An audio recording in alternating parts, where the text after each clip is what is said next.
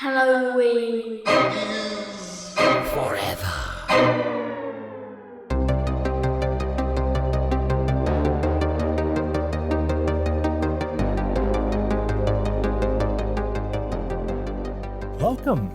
Welcome to the culmination of spooky season here. We got some spooky decorations here, guys. What do Jeffrey What do Jeffrey Epstein and Halloween decorations have in common, guys? Neither of them hung themselves. Welcome, boys and ghouls, to the fucking main event, the Showdown, the slobber knocker, the fucking burner, guys. That was the best joke yet. It is that was actually good. It is the October Showdown, boys and ghouls, of Halloweenest Forever. I'm Brian. I'm Meg. I'm Champ Steve. And I'm Bigfoot Ben. Hey, we got That the was so dang old positive. I love crew back together, guys. We told you it was going to happen. We've been teasing it, and here we are. Not only are we 4 deep for the first time ever, but Meg's triumphant return for the spooky season Cue Showdown. The motherfucking glass. Yeah, she came in here. The first thing she did was stunned both my kids. As soon as they came in here, she fucking gave somebody a diamond cutter right in the dining room. Welcome committee is unconscious right now. They You can't guys even. knew what you were in for. I think upstairs is on fire because all the pyrotechnics. Yeah, we're down in the basement. We got a spooky vibe down here. We New got crypt or Kel. Yeah, I tried to spook it up a little bit. The rest of the house is spooky, but it wasn't spooky down here. So I tried to spook it up a little bit. We got the gulag on in the background, although roasty. Meg and Steve's backs to it. Me and Ben are enjoying the gulag. You got some spooky pumpkin business back here. We're getting in the spooky season spirit, yinz, guys. Meg, first of all, how was that bog hag summer? Oh my gosh, it was so fruitful. So many natural lights. Meg's drinking Natty Light. Spoiler alert. And Yeah. I know that's a hangover from. That's a little bit of a layover from bog hag summer. I haven't had a bad night with a natural light yet. Yeah. It was kind of It's always going to treat you all right. That is actually their new slogan. I gave that to them. Wait, say it again. You ain't gonna have a bad night with natural light.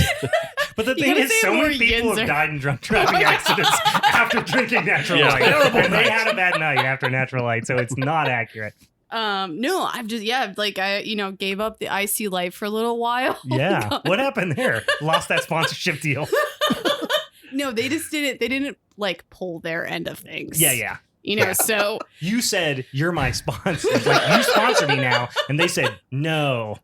yeah, so I said, okay, next. Natty Light's getting that Night. same You're up. opportunity, You're up. yeah. Get up here, bud. Don't miss out, Natty Light. This is your chance. I think what Meg's trying to say is she had a heel turn over Bog Hag Summer. She did. She turned heel on Icy Light. She did. Yeah, I mean, I guess in a certain sense, I've also turned my back on Pittsburgh. Yeah, Yeah. that's true. And in a sense, yeah. I mean, listen, Natty Light. It's a little more of that's a little more Beaver County, frankly. That's a little more what we do out here. Mhm. You turn that Natty into a bush light, then you fit right in out here. But Sure. No camo cans here, but yeah, no, I'm just a sucker and now for the you're tradish and can. you're just Yeah. sliding on into horse girl Yeah, season. I'm getting- Straight from Or- the bog hag summer, straight to horse girl season. Is horse girl season more of like a fall thing? Does that I feel think of more horse fall? girl Same season. question. Yeah, Yeah. okay. Yeah, I mean, I I mean, haven't you know. I mean, I'm totally. I, I don't mean, know a why lot I'm of saying. blankets involved. So yeah, it totally makes sense. Yeah. If you want to ride a horse in the summertime, Nah, horses. Yeah. They don't. Horses don't. They- then they get all sweaty. No. and- Sweaty, that's smelly. gross. Yeah, I mean,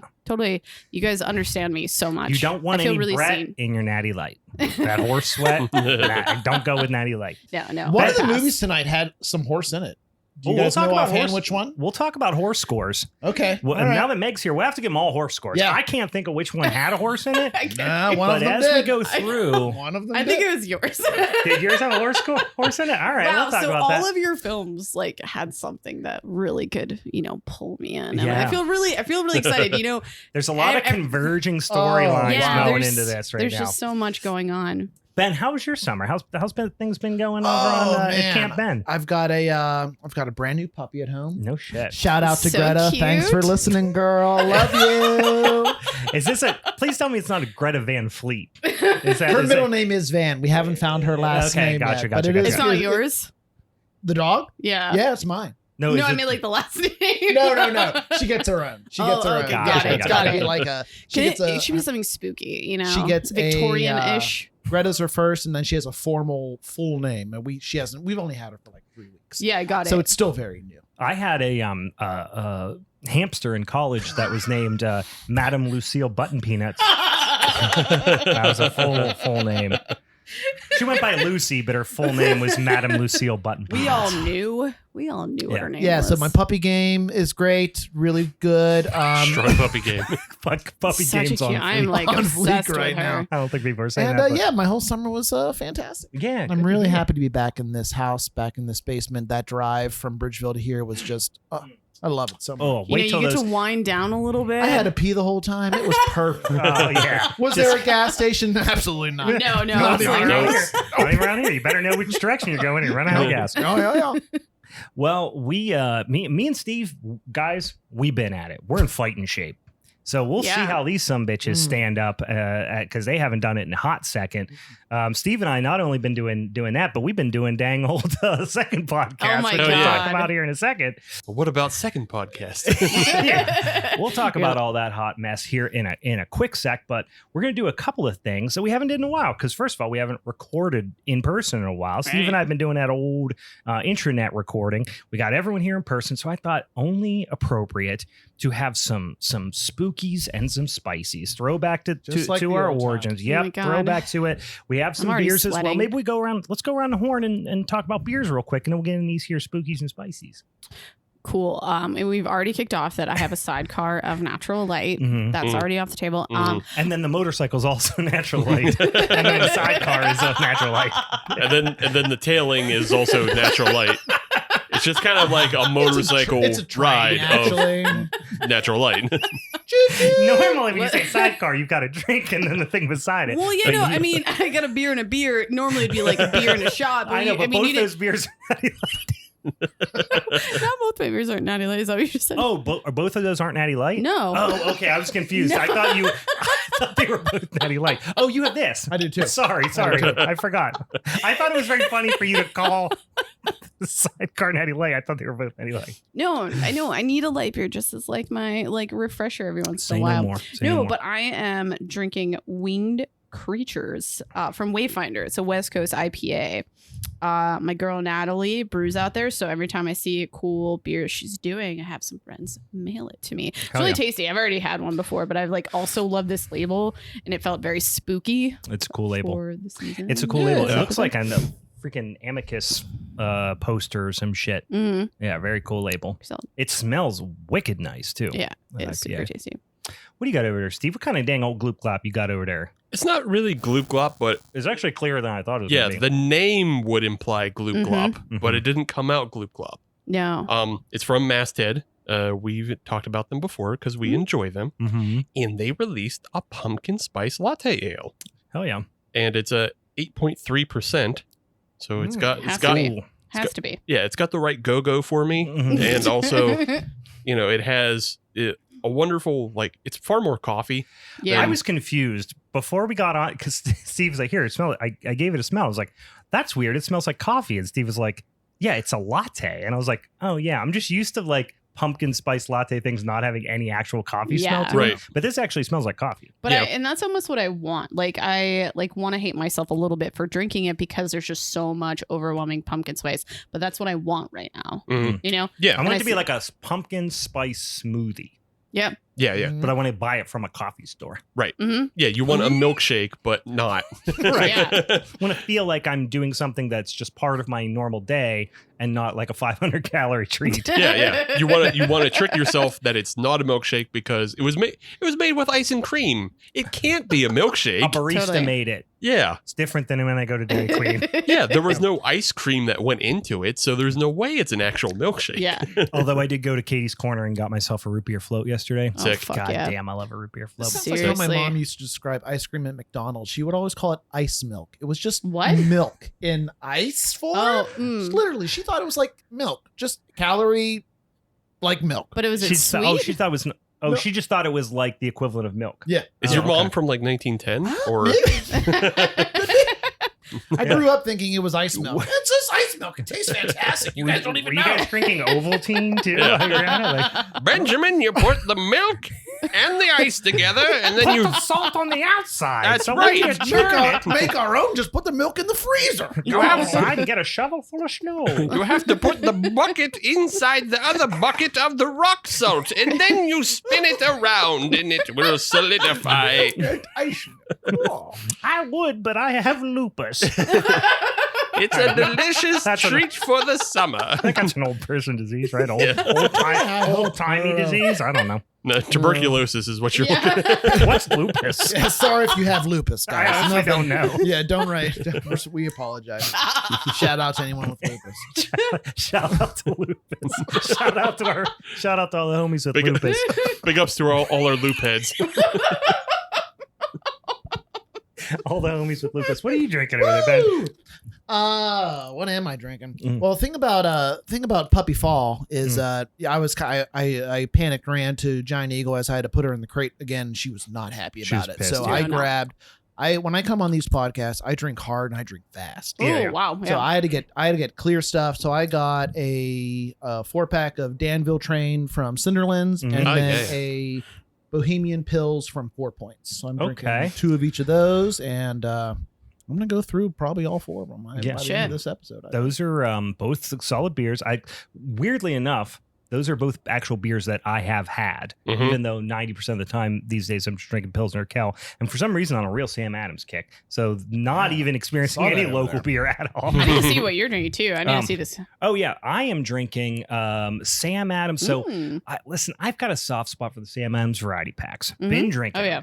I know I've been Same. screaming from the rooftops the last couple of years about the Jacko Sam Adams Jacko Pumpkin Ale Yeah. because it's a 4.7% pumpkin ale you can drink 100 of, and there's no other ones like that.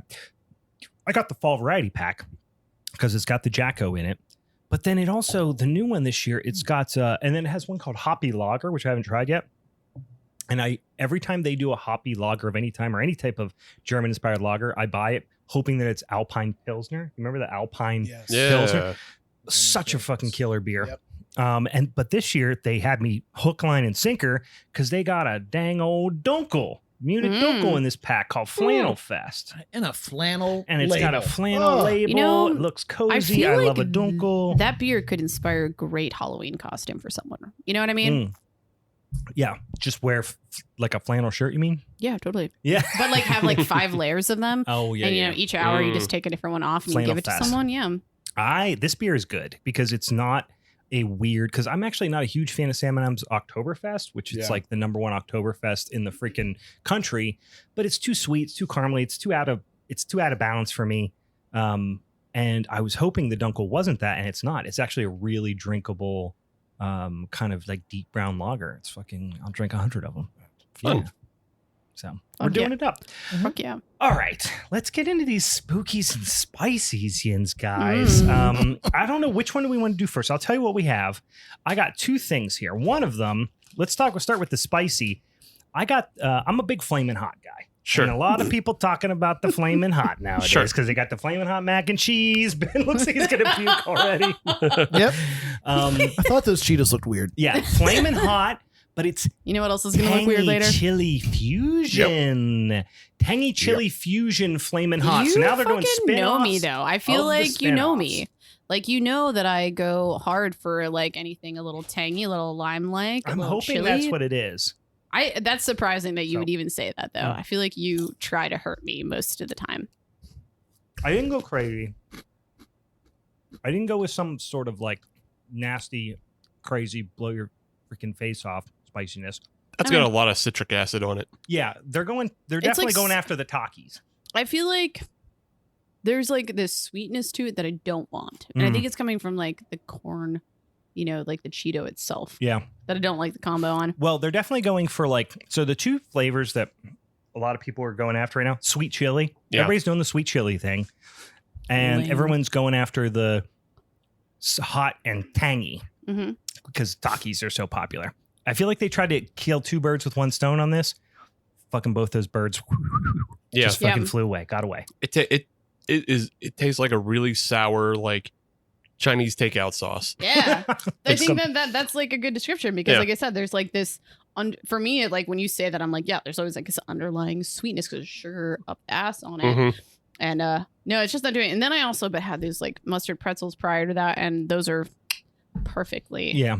zesty. It's not I like like they're the bad. Cheetos. I like them. Yeah. You eat the Cheetos. Don't Enjoy them. I would eat the whole bag. Don't get me wrong. They're good. I'm just saying I had high hopes for it, and now that I saw the I would the take a tangy shit in that chili, bag. And then, let me get the chili, get the Cheetos out, then you can defecate no, into the that's bag. not what I want here.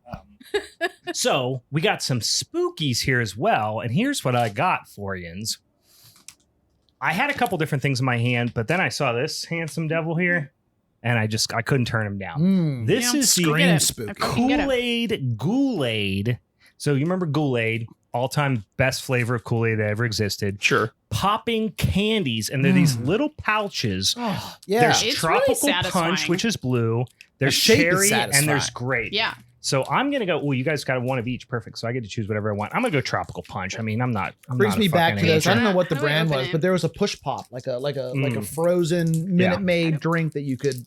My Suck fingers like are this. oily. So that's in these little packs, these little like triangular pouches, and it's like Pop Rocks, but they're Kool-Aid flavor. So I got tropical punch. These kind of like a mixture Can of you like hear it, Pop microphone? Rocks. Oh yeah. That's from inside my mouth. That's nice. Does that do anything for you? This is an ASMR podcast now. Everybody be Does fine. this do anything for you? How's this? Does it work for you? Is this The real awkward is this ASMR. hitting you Is this doing where it you for want to hit you? No, it's not. All right. Is this getting all the angles? Are you getting wet and or hard?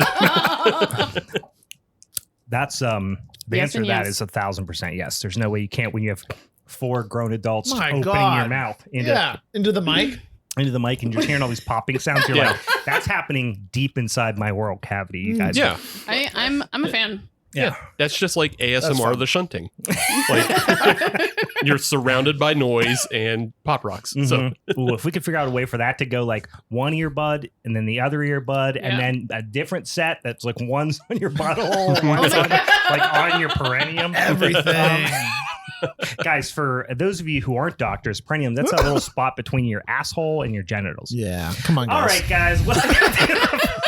Well, we got all that out of the way. But- Couple things. I don't want to forget about Yeah. what else is on this plate right now. Oh. Do you want to get into this some bitch now? Well, I made a point to say Did you when I bring showed more up wet here, meat? Mhm. I showed up and I was like, you know what I like totally just forgot to get though was like some wet meats.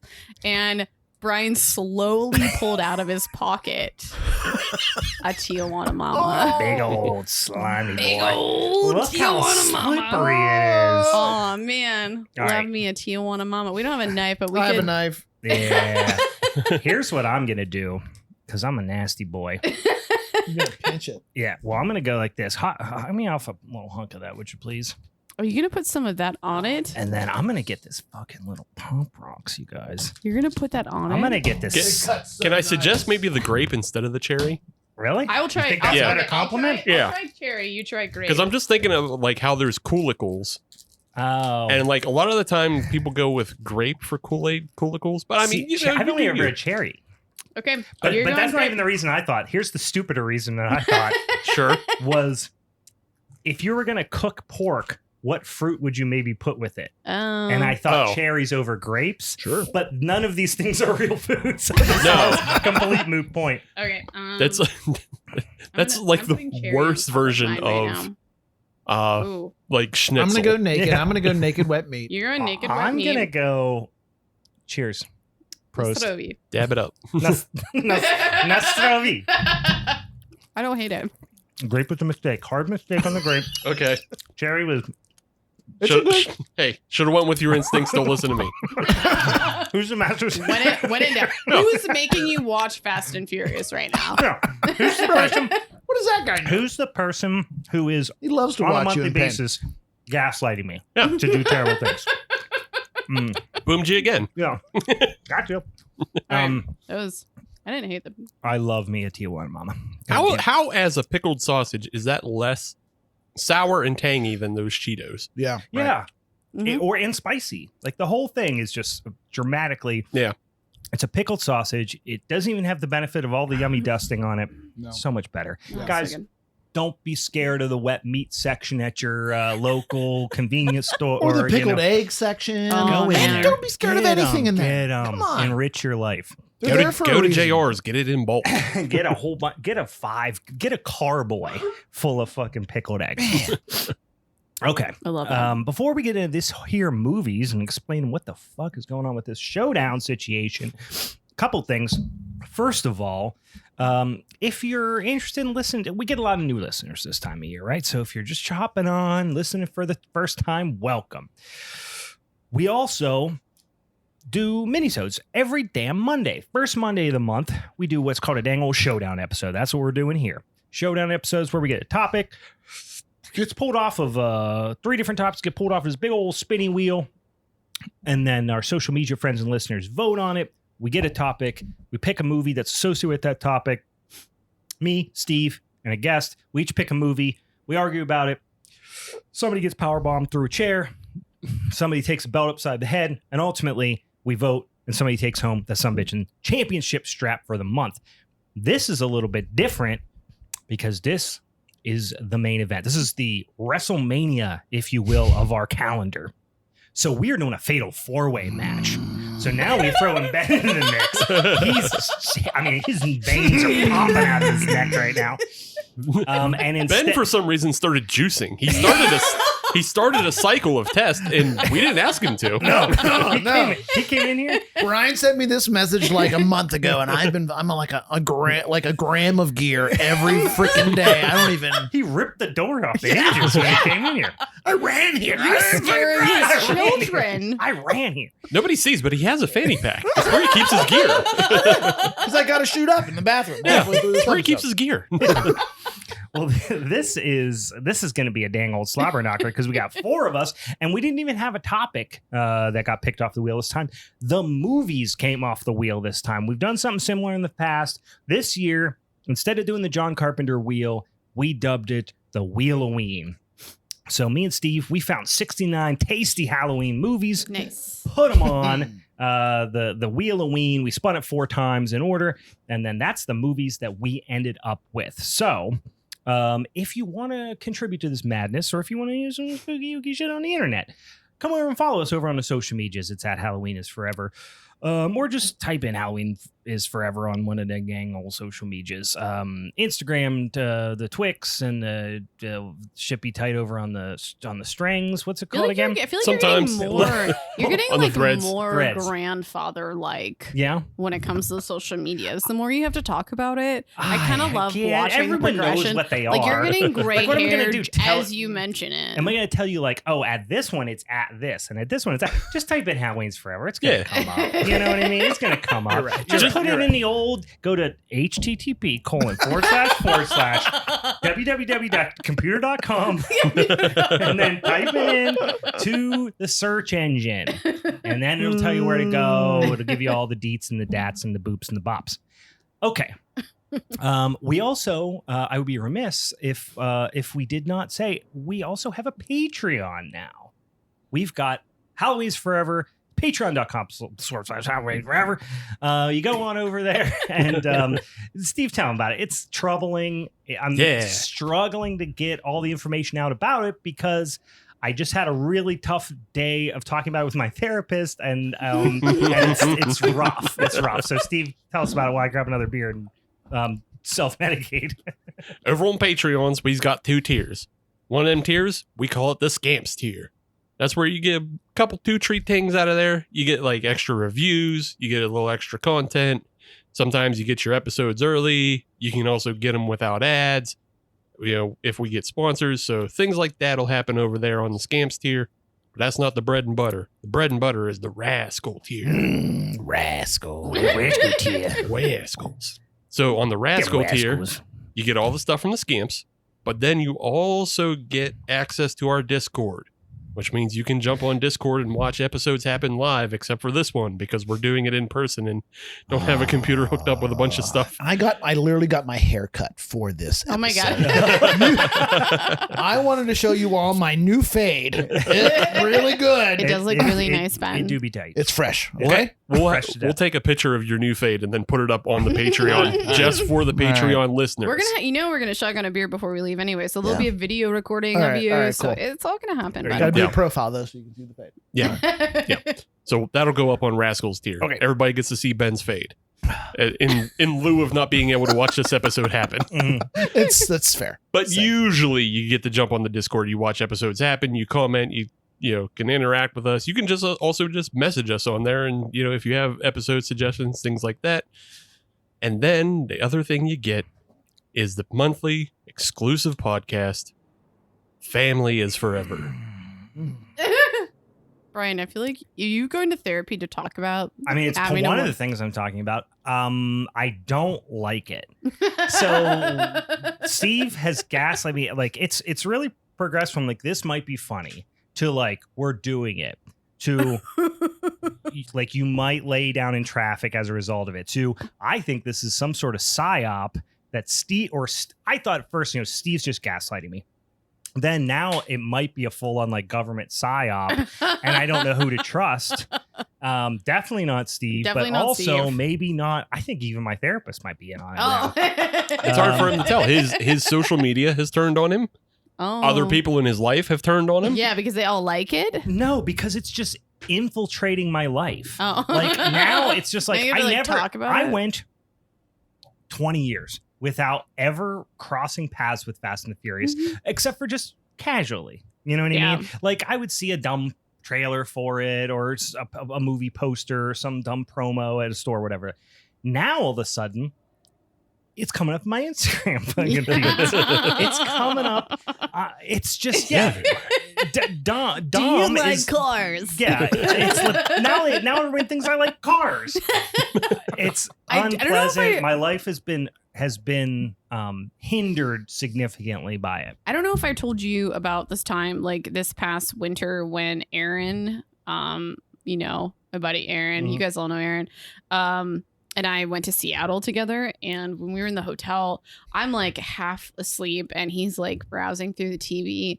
And what he stops at is Fast and Furious. And I find out that he really likes, or he is like This followed is the the thing. franchise. It's like they and I live. was like, All of a sudden, I'm All right. learning people that I thought were okay people. I'm learning that they're pieces my of response shit to because it. I they was like like, these pieces of shit I have a movies. certain thought process or thought on the series. I'm like, this does not make sense. It doesn't match up. Like Yeah. I know Steve has good taste most of the time. Yeah. Why does he like this? I don't know. Who said I liked it? I mean, Anyway, He's gaslighting you so- again. I know this is the thing. It's all mind games. So we've done the first 3.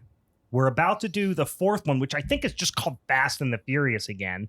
So I'm Fast ampersand. concerned it's going to be like a ampersand. it's going to be a fucking Groundhog's Day situation where I'm going to wake up and it's going to be like, oh, I'm going to put on this one and it's going to be the first movie and everybody's going to act like we haven't even done any of the episodes of the podcast. Anyway, we're 3 deep. So, I Brian, thought there you're was only doing really 10, but well. apparently there's 11, maybe more. 11 for now. They have to No, finish. there's 10, isn't there? Well, there's the one. I don't know. I know. I know there's like a 10. There's like a Fast and the Furious there a expanded secret one? cinematic universe. Well, there apparently. is a secret one that I didn't make Brian watch. I gave him a pass on that. There's a secret short film that we didn't watch. I And- feel like the secret, like one that you're talking about, is just like the The equivalent of secret is backyard that wrestling. I died 3 years ago and I'm in purgatory. Well, yeah, I won't let you watch the secret one because you're actually in it. I'm gone. Yeah, Like it's fucking family, it's all about family and nice. it's like a fucking No, crazy it's his Dorian family. Gray type thing where you're actually in a Fast and Furious movie. Yeah. Oh. Like one day I'm just gonna like open up my my computer and there will have been like a story that I've been writing for the last few years that is the life that I had subsequently lived. Mhm. Or it's gonna. We are not it's gonna be talking about awful. your movie yet, so you should probably save that. It's gonna be awful. Anyway, if you want, the podcast is fun. The movies are disgusting. We've done the first 3. We're about to do the 4th. This is an exclusive Patreon only podcast called Family is Forever that Steve and I do once a month. It's a lot of fun. Come on over to the Patreon, check it out. It's horror on a different level. Oh my god. Yep. For some of us. All right. Now that we got all that shit up out the way, let's get into these fucking movies. Steve is the champ. He has Yes. the belt. He won in September. So he chose the order in which the Wheel O Ween chose our movies. He now gets the pleasure of choosing the order in which we talk about these movies as well. So each one of us are going to go around the horn. We're going to talk about our movie for what, about 20 minutes? Yeah. Yeah, we've heard. decided one of the special rules of Hard the fatal four-way match Mm-hmm. is that we're gonna have pretty not a hard 20 minutes because there are some interrupty folks on this show. But for the interrupty folks, we're gonna cut it off at 20 minutes. So you have I 20. prefer to call them intrusive thoughts. Sure, yeah. But I mean, they turn into other things. Yeah, It's how they start. Mhm. They start as intrusive thoughts. Mhm. And then they come out of my mouth. Right. Yep. Becomes a product. Mhm. So we're going to have a hard 20 minutes. You get to present your film, and then maybe we'll do about 5. Is that the name of that short film, The Fast and the Hard 20 Minutes? So we'll do the 20 minutes, and then maybe we'll have about 5-10 minutes of Like bonus time. bonus time, Mhm. kind of like maybe, I don't know, I don't watch soccer, but they have over. I was going to say, I Sometimes. think that's a thing soccer does. Yeah, I'm not so we'll- 100%. So we'll have maybe 5 minutes of over for everybody to rebut the film if they Yeah. want. So I like it. we'll try to keep it to 25 minutes per film. Okay. As best we can. That way we don't wind up with 6 hours. Yeah. We've had Baby girl's 3 got to work at And 8 a.m. Yeah, tomorrow. and a sleepover. Yeah. We've had 3 people ones that have went Yeah, Matt never came Like back. 5 hours, You yeah. scared him away forever. I Yeah. Richard was on a 4.5 hour one once. Yeah, we've had some long ones. Yeah. I mean, this- I'm willing to sleep. This couch looks really comfy. Oh, I've slept on all these couches 1,000 times. good. But in any case, we'll try to keep her tight. We'll try to keep her tight. Yeah. But Steve gets to determine the order, though, right? I do get to determine the order. And so with that, I'm going to make Brian go first. Oh, What? okay. He almost never goes first, so I'm going to make him go first. That's true. I was not expecting that. I was Yeah. not expecting I that. was ready to go first. Yeah. I know. I know who's ready to go when. Now I've got to turn my notebook page. I'm playing the game. All right. So Brian will go first with Mhm. his scary stories to tell in the dark. Yeah. Okay. Ben will go second All right. with That's fair. Hellions. Meg will go third Mm-hmm. with the Funhouse Massacre. Mm-hmm. And I will end the episode with Trick or Treat. Holy Word. shit. I knew you were going to come Let's up do last, but I was it. not expecting to go first, but you know what?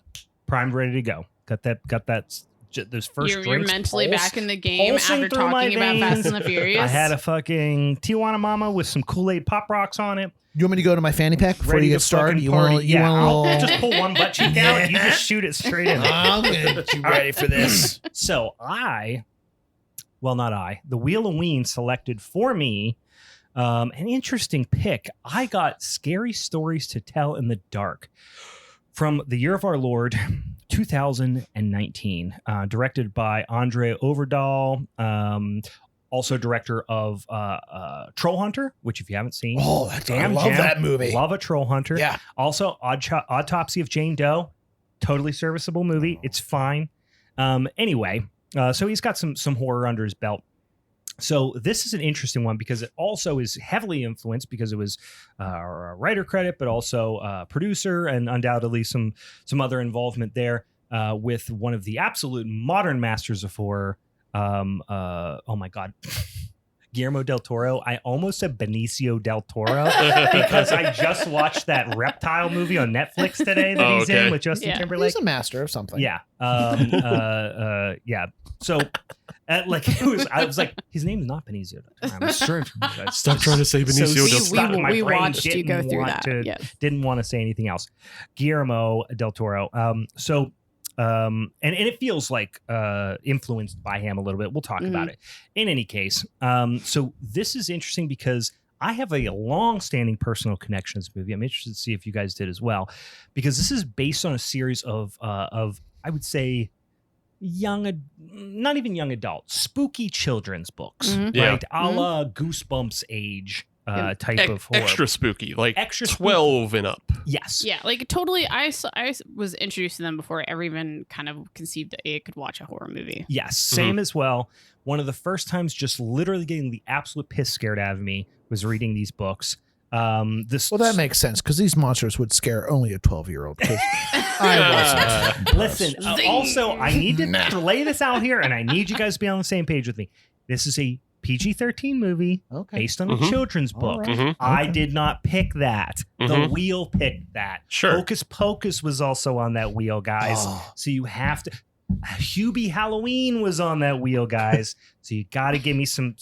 You got to understand the audience get the same. on We're that. gonna get a time and place. I will give you a time and place card. How about that? All right.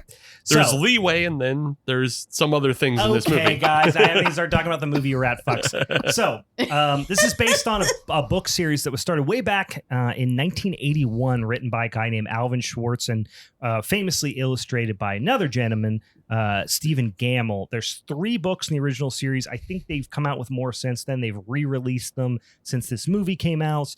But I was introduced to these in probably the early 90s. When I was, 6, 7, 8 years old. My older cousins had, one of the original ones, the first book, Scary Stories to Tell in the Dark. And I remember very distinctly us reading them in their house during a sleepover, my older cousin reading them to us and scaring the living piss out of us. Me That not sounds sleeping all fucking night. That sounds fun. And we'll talk about a few of the stories, but a couple of them in particular stuck with me for years, like scared the piss out of me. And then later when I was a teenager, even in high school, and now all of a sudden the internet exists and I can go back and look up what those stories that scared the piss out of me were. I got to kind of relive that again, but for years they just lingered in the back of my head as what is that horrible story I got told, the me love type that for you. Walker Yeah. scared the piss out of me as a kid. That's great. We'll talk about those stories here in a second, but so you have to understand that these are short stories written for 10-year-olds, right? So they're a lot of jump scares. Most of them are based on either old like urban legend type stuff, or they're like old folk tales and shit like that. So this, like I said, they're very short stories meant for one 10-year-old to read to another 10-year-old. There's a lot of gross out stuff in it. Like a high percentage of the stories are like gross out stories as well. So anyway, so this was like imagine Goosebumps before Goosebumps, less story driven, more short stories, more just scare the shit out of your friends during a sleepover. So Guillermo del Toro's super big fan of these stories. Like I've listened to interviews with him where he actually owns some of the like original artwork and stuff from these stories. So he has a real big personal connection to these as well. So here's what you get. Is this a perfect movie? No. By no means is this a perfect movie. It's got great music. It's got great atmosphere. The production value is strong. There's some CGI that could go one way or the other. It's a movie for fucking teenagers to get taken to by their adult, parents who, grew up reading these books. Anyway, you're going to get some of that stuff when Guillermo del Toro is involved. You get some great Halloween night vibes. Can't deny that, which this is the Halloween Showdown. Right. So it was, should be noted. This should be noted. Yes. Some great Halloween night vibes. That is Awesome on the trick or Meg treat. rails.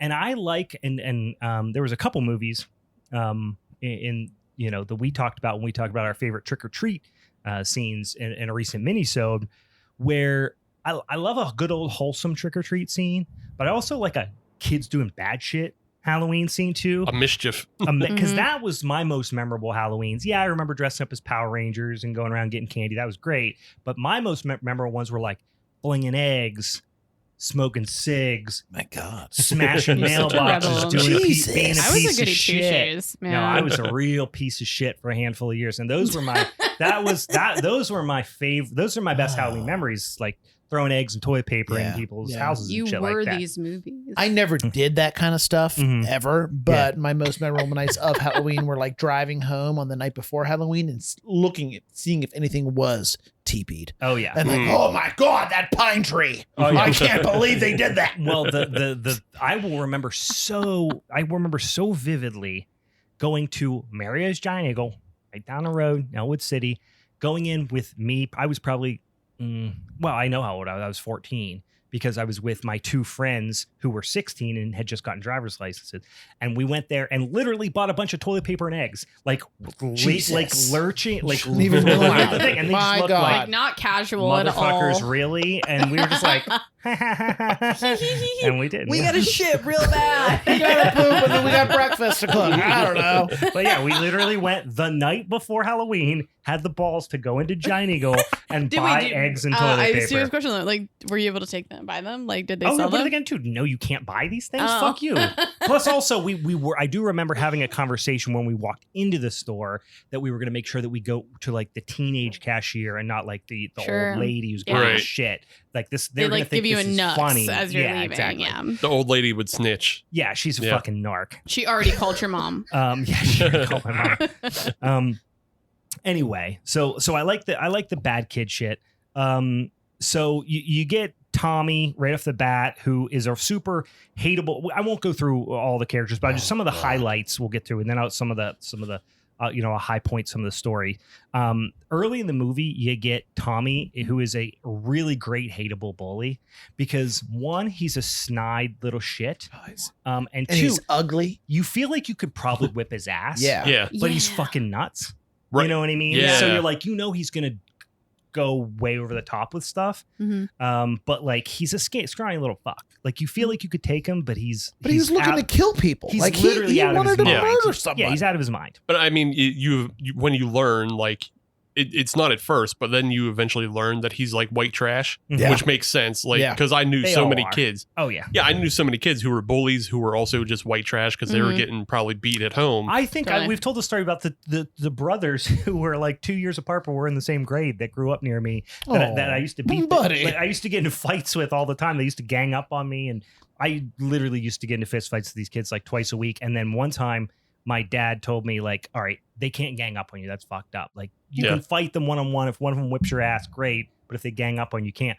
One of the most depressing, like eye-opening coming of age moments was my dad taking me to their house because they live right up the road. Oh. Going up there and then seeing the inside of their house and like Mm. their alcoholic father screaming at them and going like, fuck, this is why they are who why yeah. they are. Oh my god. Anyway, that got dark real quick. Anyway, But it's the same thing with Tommy. So Yeah, Tommy is same. that, right? Yeah. So you get this inciting incident. So you meet a few of the clan here. So you got Stella, who is she is kind of the main protagonist. She's kind of the like spooky, nerdy, smart girl who's into spooky shit, right? You have two of her friends. Her kind of sidekicks are Augie and Chuck. And Augie's the one who has a crush on her, but he's a fucking dork. And then there's like not a dork, like a goody two shoes kind of, right? yeah. Thinks he's real bright and is like, but he's the one who has a crush on her, is always trying to impress her. Then you have Chuck, who's like the goofy, silly sidekick. And then we later meet Ramon, who is A little bit he's- older. yeah, Mm. he's the dreamboat greaser. Like he's Still a soda rebel. pop, Yeah. kind of, or pony boy. Yeah, Pony Boy. Yeah, he's got the pony boy looks, and he's got the he has this, they just assume he has a switchblade because he has a leather jacket and all this shit. Did they assume it because he was a greaser, or did they assume it because he's Hispanic? Yeah, well, that's also part of it as yeah. well. Yeah. But I thought it was because that was is like he was trying to embody that cool greaser. Right. Yeah, he's That trying was to be his the vibe. outsider. Yeah. Yeah, Literally, he's definitely. the outsider because he's from not that town. Right. So One thing that I thought was kind of interesting, which I understand why they did it, but I feel like it might have been a little bit heavy-handed. I don't feel strongly one way or the other, is I always assumed the stories were set in like either present day, or if they were further back, maybe they were from the 1800s or something like that. I love the Mhm. stories in the book. This story, which I appreciate the fact that they didn't do an anthology, because that would have been it would have been too simple because these stories are too simple and fast. Right. These stories are just a few pages long. It's not like you're doing, Books of Blood, Clive Barker, and like you can break it up because these are like almost little novellas. Yeah. These are literally like 3 and 4 page giant type print 10-year-old kid stories. So you couldn't even turn it into it. So they basically did a story that is kind of a through line / wraparound where all the stories kind of come to life. And we'll get into it here in a second. But I found it interesting that they set it in what I could determine was 1968. Because that was when the election was happening.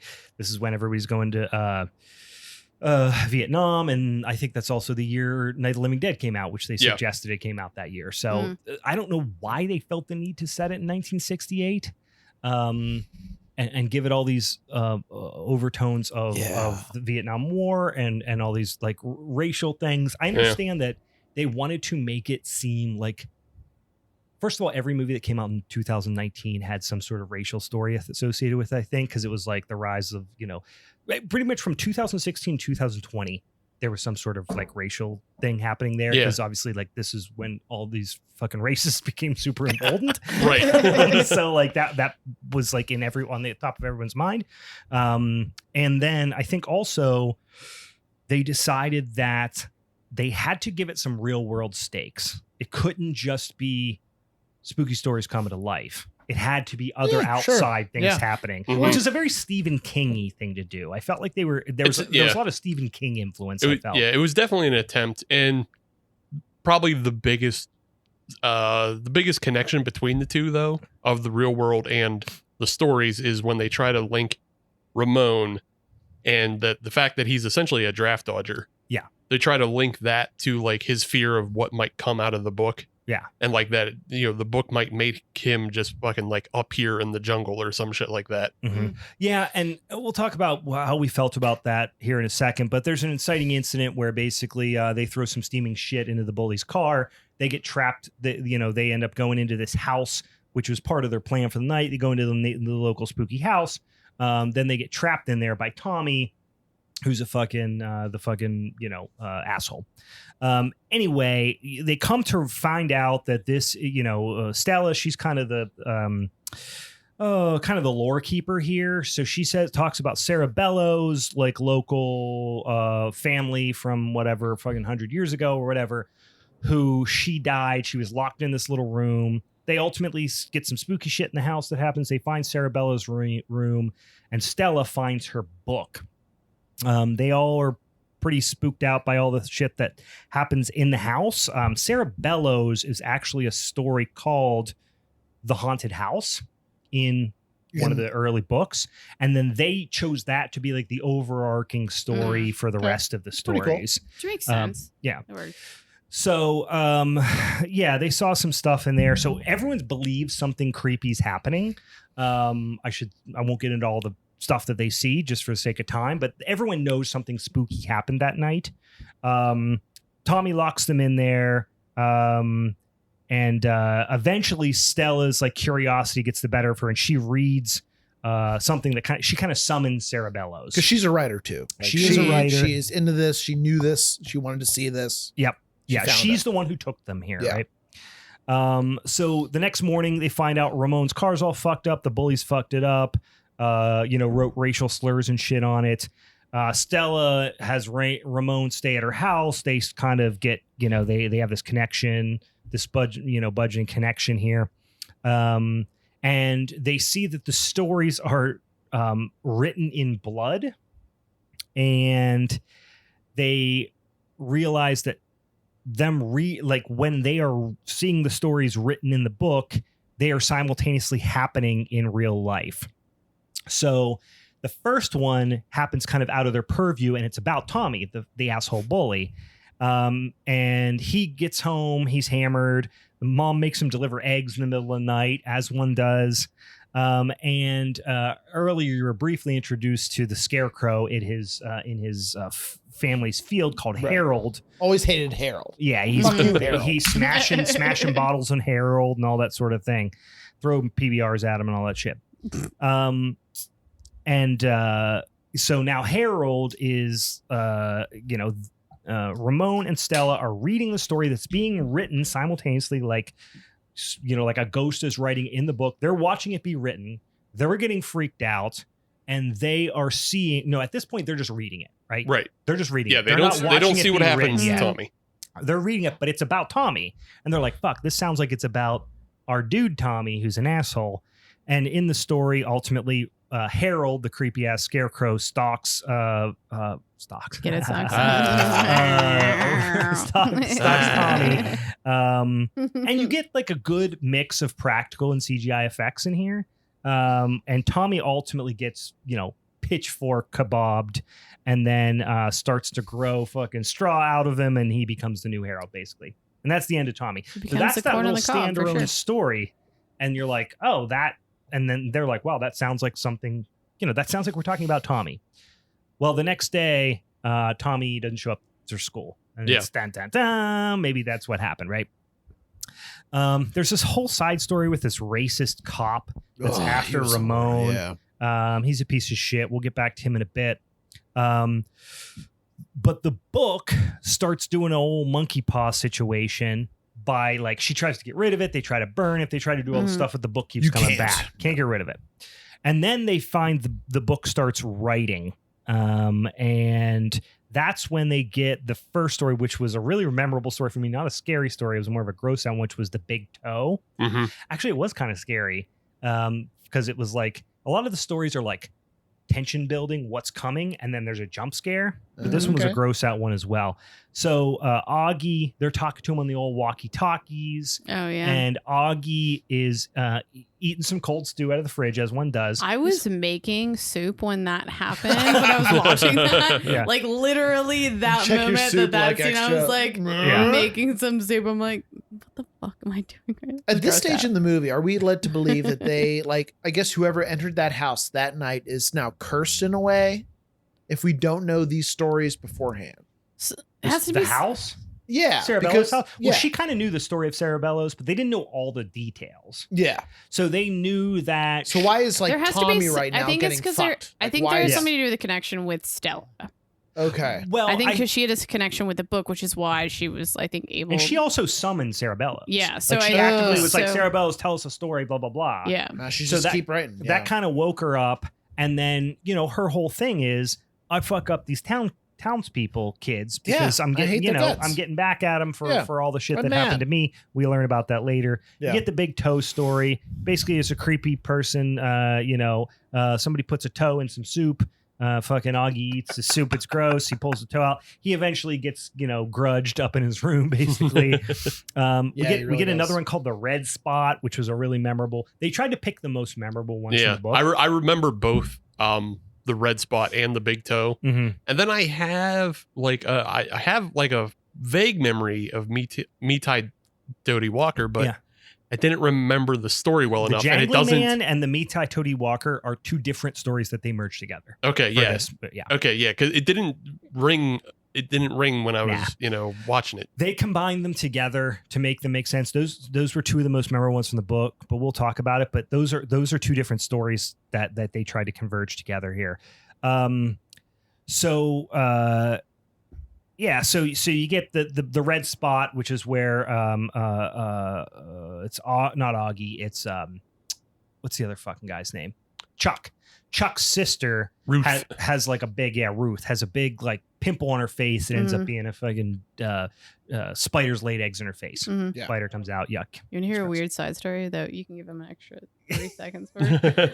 I had shingles on my face, and when I first got them, I thought they were like very tingly. Yeah. And I thought I had literally like spider eggs on my face. I like happened to like be staying at my parents' house again. I was like, they're in the country. So when I saw that, I was like a little triggered. That's no good. I mean, but they're just shingles, I'm fine, guys. No spiders in my face. It's better than spiders in the face. Yeah, definitely. I did love the way that little spider leg like poked out. Oh, and then started wiggling. Yeah. Because you don't see it first, you think it's a hair. Yeah. And then it starts wiggling. Right?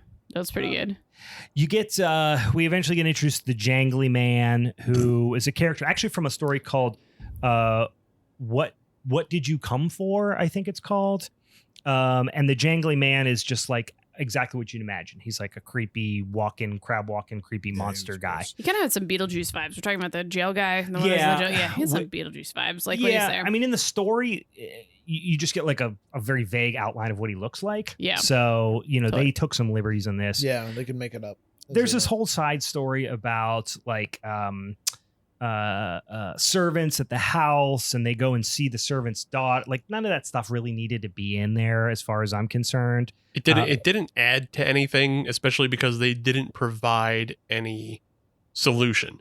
No, they didn't. They went and that person I think what it ultimately was meant to do was strengthen the whole like racial injustice thing, because these are like the black servants who ultimately were like they were blamed for some of the black magic shit that happened and stuff that happened with Sarah Bellows, which we come to realize no, it was just her shitty family. They unravel this mystery, and Sarah Bellows is kind of using the stories a little bit as breadcrumbs, but it's more them trying to figure out what's happening as a result of the stories that are being kind of inflicted on them. You get the story they call it the Red Room in here, but it's actually the story from the books called The Dream. And they have the Pale Lady, which is one of the most like memorable characters from the book, and probably the most memorable character from this movie as well. Which is just this big, like jelly bean ass looking, like fake, like almost faceless, figureless, stringy haired, aggressive woman, cuddler, super big smile, just squeeze who just absorbs Chuck into her.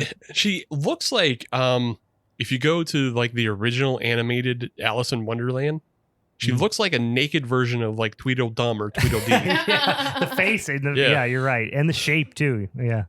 Ultimately, they go back and find some stuff out from her medical records that basically is like her brother who ran the asylum they put her in, tortured her into taking responsibility for the fact that the Bellows family's plant that gave them all, where they made their money was putting like mercury or arsenic or some shit. Poisoning the water. It was poisoning the water and kids were dying. But they eventually got the story that Sarah Bellows was like whispering stories through the wall to them and killing them somehow. So yeah, they eventually had made Sarah kind of take the blame for being responsible for the kid's death.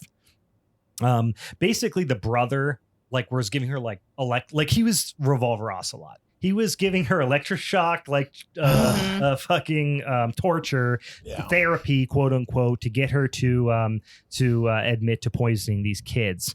So the Mitai Toady Walker thing was a really great story, and that's the one that scared the shit out of me because it was a great jump scare story about, and it was actually an old, I think, like folk story from like Appalachia, from like Kentucky, Tennessee. Sounds like it. About a head coming down the chimney and like screaming, and like there's a dog dies. It's like a whole thing, all this scary stuff for a kid, right? Scared the living shit out of me. They combined that story with the Jangly Man story, right?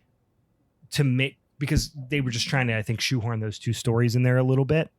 For anybody who was a fan of the books, it would have been weird for those two to not be in there. Yeah, it's weird for them to not be in there, but also like the way it just collapses into kind of a chase story, like a chase scene. They made the whole story a little bit intro, big. like for the Jangly Man. Yeah, come down the chimney, kill the dog. Yeah, and then they kill the racist cop. But the whole like chase out with the car and all that was a little much. But like I said, they were really doing a whole like it was like if a little bit of a Stephen King meets like the Goosebumps movies. Yeah, that's how I felt. That's kind of what it felt like to me too. But again, they had to have some action and a lot of suspense and stuff like that. Ultimately, Stella relives the whole ordeal that Sarah had with her family. Stella confronts Sarah about what she's done. Basically says like, yes, you were fucked over, but now you've become the monster, and quit it. And then also knock it off. And then she also like promises to tell her story, basically, right? Yeah. So Sarah gives her this fountain pen and she like writes it down in her own blood. And then Sarah, decides to, call off the monsters and shit. So I think this is the first time in which speaking truth to power actually worked. It really did. She was like, you know what? You're right. Yeah. Well, in the dangle, Actually, it was you're being mean now. Speaking to Stop a it. certain audience Yeah. who needs that Mr. Rogers-esque treatment. Uh-huh. You Right. know? there's actually a pretty good thing because like Sarah, she's like fucking dang old ghost, and she's just sitting there and she's like, just having a think, and you're like, This ghost. yeah, the Just ghost having is a like, think. she's She's like, a I'm gonna ghost. think over here. and she kind of comes to the realization, which is a thing that never happens to ghosts in movies. Never. Right. She No, like kind of that's comes to not a their realization vibe. that like I've been just like blinded by rage for the last 100 years, and Stella like is her therapist. I'm gonna like, okay, I'll chill if Yeah. you tell people what happened. And she does. She publishes in like the local paper, and like some people believe it, some people don't, I think is kind of what she says. Yeah. And then the ending I was a little confused about because then like it felt a little like, well, Ramon's now going off to war. Yeah, that's and it fucked. was kind of like, Yeah. and that was kind of like, rah, rah, Ramon, you did the right thing. And I get it, like, that it was the law. If you got drafted, you had to go and all that But- stuff. But, like, it's more complex than that, especially in hindsight. Right. And especially when they were, like, really demonizing, like, Nixon and all this stuff through Yeah. the whole movie. It seemed like a weird thing to then... But it was a personal decision because he wanted to go, but he was... Like, he actually did seem to have the desire to go, At but the he end, was yeah, he scared. totally changed it. Yeah. So I don't know. That was a little complex. I like that it was ambiguous. I like that it was complex. If it was super clean cut, it would have been fucking boring. I mean, I guess if you meet a ghost and all these stories and all these things that are trying to kill everyone around you, True. maybe war's not that Vietnam bad. doesn't sound that bad You know, anymore. Yeah, there's no- perspective is everything. Right. Good point. Good point. Ramon fell in a spike pit. Good answer. Good answer. Yeah. 5 seconds after he Yeah. got off the bus, he stepped Yeah. into a punji pit. Um, I had that crazy crab man following me Yeah, for a I day mean, and a half. the lies we tell and, then exhausted. Ramon, and then Ramon got herpes and in Oh, the, yeah, for and then sure, 10 was out of shot 10. 5 seconds later. He did not come back. Yeah. No, But it as was- she requested. it was weird. It was like, so it definitely had some like this Losers Club Stand By Me-ish vibes to it. A little bit. Which was fine. I liked it. All right. Couple of questions that I had that I thought would be interesting with my last couple minutes here. Ramon and Stella at one point suggested that they kind of had this like psychic link, or was I imagining that? Was it just coincidence? I think you imagine that because I didn't pick that up No. ever. Well, you know, like when it was at the climactic point and Ramon's about to be fucking killed by the jangly man, and Stella is talking to Sarah. I think that's just a byproduct of the house being Yeah. haunted because That's what they I were re- that's what existing I in the got too. same They spot were, in the but house. then Ramon goes like, it was almost like a Max Payne freeze, slow motion. And she says something. I don't remember. He's like, tell him, Sarah. And then Sarah's like, I still Do think the it was the house. thing, She and was. then- It's almost as if she was like in not another dimension of the house, because that's clearly what we kind of experienced. Mhm. But something like that. They were in the same space at the same time, but were able to connect. yeah. I think because of the spirituality of the house, and I think that's Yeah. the only way it fucking worked. I Yeah. blame But Sarah it's on it's that. the same way that Sarah was able, I think, to communicate with people, and like, you know how people are hearing the stories. yeah. I think it was that same concept coming true in this That's way. probably more fair. I just like, it was something about that was weird for me. I wanted to get what you guys thought about it. This was my second time watching the movie, and I did not remember that the first time. And then mixed feelings for me about they very intentionally left it open for a sequel at the end. Sure. Which is like, I get it. Anything I mean, like this, it you're ha- gonna. There were more books. There's more stories. Why there's not? so much more you could do. I mean, But the fact that like the sister was still like she was back in the game. She was, even though it's, spiders exploded out of her Yeah. face. I could have done without that. It was weird that she left with Stella and her dad instead of staying with her family. Yeah. Right? Because they were fine. no, but they all Well, understand. well, So it Chuck's leaves it up not- to like they're Chuck's going dead. after like something like a Chuck bigger got story absorbed here. by Humpty Dumpty. Chuck- Right. But like I do. So that was the other thing I liked. Sat on his face. I It do was- love how kids disappeared. Well, I do love that. Like they were like, no, we'll just kill some of the main Yeah. kids. I thought they were going to Yeah. come back. Yeah. Nope. Didn't come back. Dead. I love Which I liked. Love it. Done. I Yeah. thought it was cool that they were like, no, Most of them are assholes. shit happens. Well, you If got you're absorbed. under 18, you're not, you don't, it's fine if you just disappear. Yeah. Yeah. Tommy's dead, and that's fine. Tommy's dead. He got spiked, and then he turned into Harold. And then racist Um, cop is dead for sure. He's no coming back. Oh yeah, fuck him. They tore his head apart. Yeah. But then they're like, maybe we can bring back these nerds. Who knows?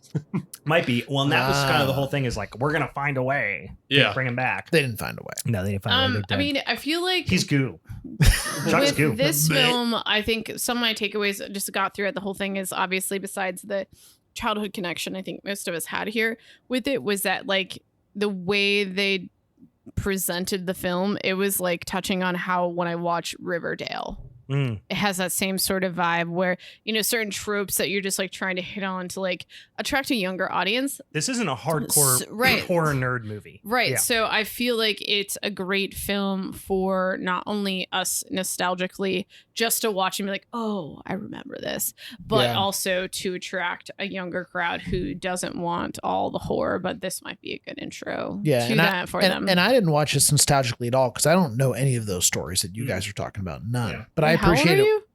39. Your age. Yeah. Yeah. And I never but I appreciate it way more now Did you knowing not go that to backstory. like book fairs? Yeah. Did you have? You were too go to busy getting public Lambo school? posters. Lambo poster. I just I You did some. public school? I dabbled in Goosebumps books, but that was See, it. Most surprising. I think I was mostly reading like slam magazines at that hell point. yeah, me too. Yeah. I was going to be in the NBA, guys. That was my Same. I was like, oh, Grant Hill's definitely the next Michael Jordan. But then the knee. Anyway. Yeah. So yeah. Interesting enough. I mean, it's just, you know, who knows? Yeah, it was a cool angle. That book fair might not have had it, or it got sold out for you. Yeah, it wasn't. Never knew Like this I said, stuff. I probably wouldn't have known. I was a huge Goosebumps fan, but this, because it came out in '81 originally, like it was a little bit before my time. And the reason I was introduced to it was because, like I said, my older cousins, they had it. So yeah, it was nowhere as big as Goosebumps. Not even close. No, Like, it never was got not as big the as cultural Goosebumps. phenomenon that Goosebumps was at all. Yeah, I think it's partially because it was maybe a little too scary, especially because of the illustrations and everything, but also because the stories were just like those short little ghost campfire stories. Yeah. Like whereas R.L. Stein was pumping out a new one for every book fair. Yeah. Like you knew there was a new title almost he every was time. Like, he was talking to Scholastic going, when's the next book fair books due? I'm going to get 5 books between now and then. Yeah. How much time do I got? Well, and the other thing about this one, and this is kind of why it became so popular, the book, is it was controversial. So there were a lot of parents that were like, this is too scary. What the fuck are you selling this in book fairs and in your fucking libraries? Because it's too scary. Especially the images. If you haven't seen the imagery, if you type in like, you know, scary stories to tell in the dark book, don't look at the most recent ones that look like they're based on the movie because they re-released them for the movie. Look at the original ones. They're pretty fucking creepy. They're gross. They like almost kind of gross. Yeah, they look like a horror-esque, like almost Ralph Steadman-ish. Like they're like a little bit, yeah. Yeah, it's just it's real black. A lot of black and white with like little dots of color here and there. Yeah. So one thing about this, I know we're giving some leniency on PG-13. Mm-hmm. One thing that's unacceptable though is when your lead star is smiling in every scene when she shouldn't be. Okay. She's squinty. She has big fair. glasses. She was trying to keep them up. No. They're huge. Her glasses. No. She looked like the one cute nerd chipmunk from Chip and Dale. She's literally smiling at times that she shouldn't. You know Girl Simon from Chip and Dale? I know Girl You know Simon she's from super that's sexy. Alvin and the Chipmunks. Okay. So when she always had to kind of squint to keep her giant glasses up. Yeah, she's That's not what wincing. happened with Stella. Yeah, she's not wincing. She's smiling inappropriately at a lot of news that she shouldn't be smiling. It's at. true. Her friends She are just feels gone really forever. awkward. Maybe she feels really awkward. I don't know why I'm defending you right now, but It was a bold acting decision. A bold Leave it at acting that. decision to be just unaffected by everybody else's peril except her own. Well, we all have different coping mechanisms. maybe Guillermo del Toro likes did something really nice to her. Yeah, I would smile, there are just some things in it that just like it feels like they purposely made it less scary at times, like especially the Mitai Dodie Walker.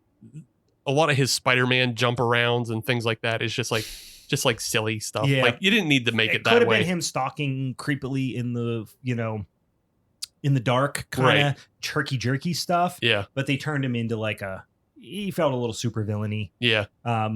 Yeah, I mean, they had to keep it PG-13, unfortunately. You can keep it PG-13 without making it silly.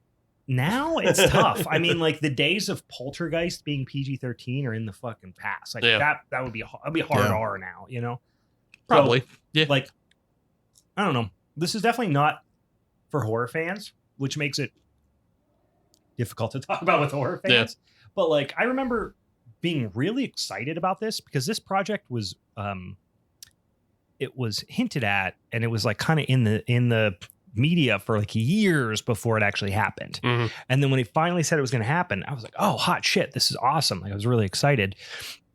And I remember like, as I saw, it was a little bit bigger budget, bigger priority. I was like, maybe this is going to be not as great as I thought it was going to. But I remember being like, as somebody who was a fan of the original books and is a horror fan, going like, I think they did a lot of justice and they kept it pretty damn close to the stories, with the exception of combining a couple stories, taking a couple liberties, but they were true to the stories. Yeah. But like the only thing that I'll give it, and like all the things we're talking about, like are totally valid, and so I'm not going to discredit that. But like, I still look at it for what it is, and like I feel like I don't know. Would you watch this with your kids? You know what I mean? Like imagine. Not yet. They're not big enough, but yeah, they're not old enough. But eventually, yeah. Sure. I'm just saying like this could be an early introduction. A 12, 13-year-old kid, sure. Definitely. Yeah. I mean, I think that's what it's made for. It's not made for us, even though we would watch it and like find little nuggets. But. Yeah. I mean, yeah, it's great for kids, but like for adults, it's just like. You wind up that first exposition dump when the two guys are in the back of Ramon's car and they just automatically spill everything about Stella. Yeah. There's like Stella's mom ran away and then Stella's upset about that. So she carries that along with her. Two guys, the guy who played Chuck they and were pretty Augie, cool. They were good. They're not bad. I'm just saying like some of the writing it's writing for babies because it spells everything out for them. So like judge that as you will. One other thing, I'm not making a criticism. I just think it's interesting is that like this film, it is like a Halloween film because you start with trick or treating and everything. Yeah. But this is the only one of the group that is more after Halloween. The climax happens on November 1st. Yeah. November 1st, November 2nd. Right. Right. Yeah. Everything happens. Everything like the inciting incident is on Halloween, but everything happens after. Whereas like Hellions and Funhouse Massacre are on Halloween, and then mine is leading up to Halloween. Yep. So you're right. Yeah, it's kind of weird in that way. Basically, Ben, what they're saying is you and I already have the most Halloween movies before even talking about it. Pumpkin count? How many pumpkins were in your movie, Ooh, we Brian? should have done a pumpkin count. I kind of they're not as much as my movie. I mean, yeah, you probably had. I have fucking fields of pumpkin. My town is revolved around pumpkins. That's the only reason why we did this movie. I'm trying to think. Yeah, no, I definitely don't win pumpkin count. No, you don't. You got a 0 out of 5 for horses. Just letting you know. You probably, I would say, I didn't pay attention, but maybe at least 3 out of 5 for pumpkins, maybe 2. Maybe 2. I'll be honest. There's a farm there. 2 pumpkins. I'm going to assume that there's a horse. I saw like a horse barn in the back. I got to assume there's some horses in there, so I don't get 0 horse score. But I think it's like a 0.5 because there is a barn, which is an implication of a horse. Implication of horses. Yeah. And then like I would say implies horses. I guess. And then you'd have to check to still see if like horses maybe somebody was dressed up as a unicorn or something to maybe. Yeah. I am a big fan of equestrian implication. Yeah. And I know that's what that was. Same. Yeah. The implication of horses. You get it. It's the implication. Of course. It's the implication. No. We're not making them ride the horses. It's the implication. We're both we're all quoting. It's always yeah. We're all on the same page. Yeah. Okay, go. But we're just trying to make it about horses and not boats. I like that. I like the switch.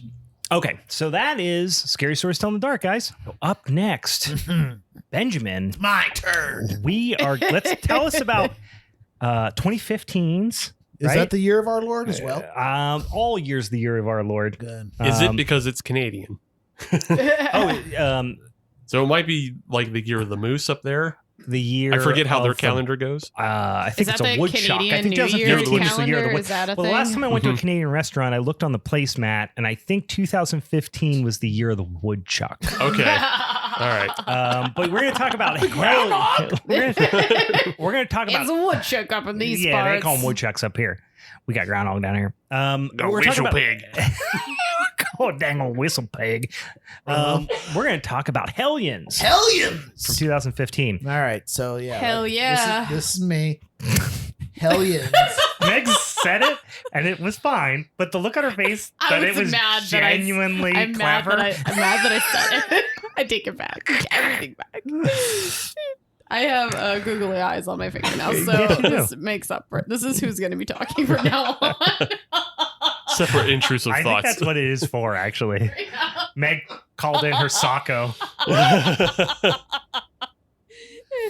All right, so Hellions, and I guess there was a part of my brain in the very beginning, which it's going to lead me to a joke eventually. But I had a hard time trying to figure out how to spell Hellions because I didn't know like what they were referring to. Were they referring to mischievous kids? Were they referring to people from hell? I don't know. But which brought me to this point. Imagine this spinoff. I'm going to TM this right now. Oh, God. Hellions. YINZ. Tim, I like It's that. a bunch of fucking like kids from the Eagle's Nest, giant eagle. Yeah, yeah. Right? Mm. They're fucking zombies. They get up and they just torment. I don't know. All the kids who died in the Eagle's Nest. yes. all the kids who look one time at a giant eagle. Some shit happened. Gas leak. yeah. Yeah, Eagle's Nest. A fire. Yeah, Yeah, Eagle's they Nest. ran Break out of out a chip bad chop chip ham. ham. Yeah. They had Yep. no, it goes like this. They always had somebody who was working the desk right at the Eagle's Nest. Bro, by the way, the Eagle's Nest, guys, for such a hyper specific Right. reference. Sorry. Hyper specific for something that Let's doesn't even explain. exist anymore. Yeah. Because even I had to Google to make sure it was a The thing Eagle's that I just Nest wasn't making was it up. in my Giant head. Eagle, a local grocery store chain, used to have a place where you could leave your kid like a little daycare. Hmm. So you could leave your Oh, I kid remember that, with yeah. like a, Oh, somebody on methadone. Yeah. And they were They would just watch you yeah, while you they played just had Super like Nintendo. one PlayStation with Crash Bandicoot 2 and Yep, like that was 40 it. 12-year-olds stomping on it. Yeah.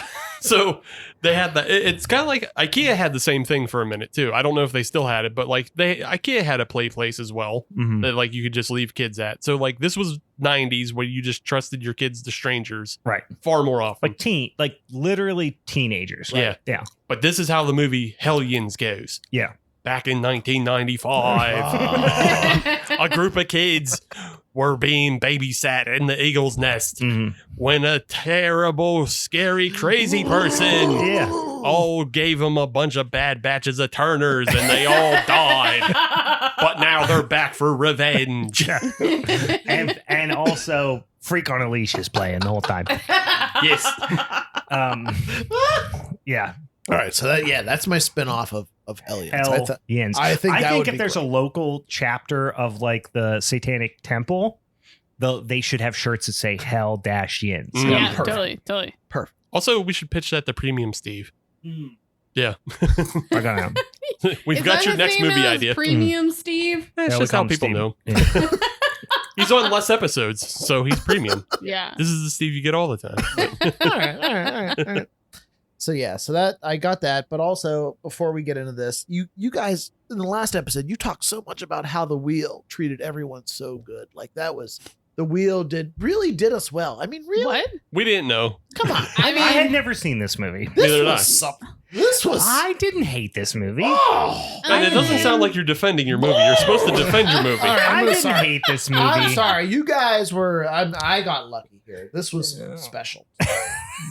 I mean, I feel like they did a great job making pregnancy a terrifying experience for everyone. Please. And They yeah, made a Coming- movie. Coming from someone who Yeah. just got a vasectomy this summer, vasectomy summer, Mhm. I can attest. You're in your vasectomy era now. Yeah. Mhm. Big snip summer. A big snip summer. Big snip summer. Wah, Ben wah, wah. Snip Summer. Wah, wah, wah. Let's Shooting fucking zero go. loads all over the place. Oh my God. Sorry. Hey. I'm done out. No. I don't think you. I don't think You got one. You don't know how it works.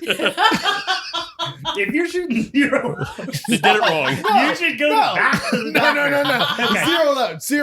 Zero semen count Zero loads. guys. Yeah. Just Yeah. like You're shooting doesn't even matter. 0 guys. Yeah. You still got loads. I've still got loads. if it's, I've got if loads it's of just, loads. If it's just dust, you gotta go back to the doctor. I'm shooting 0 loads and my balls are 40 pounds, you guys. I'm not a doctor. I just got scared for you for a second. Okay. Okay. Hellions. Hellions. This movie may make you want to get this. Yes. If you don't- yes, it didn't did. already have Yeah. one. If you watch it deep enough and really pay attention, yeah, it will.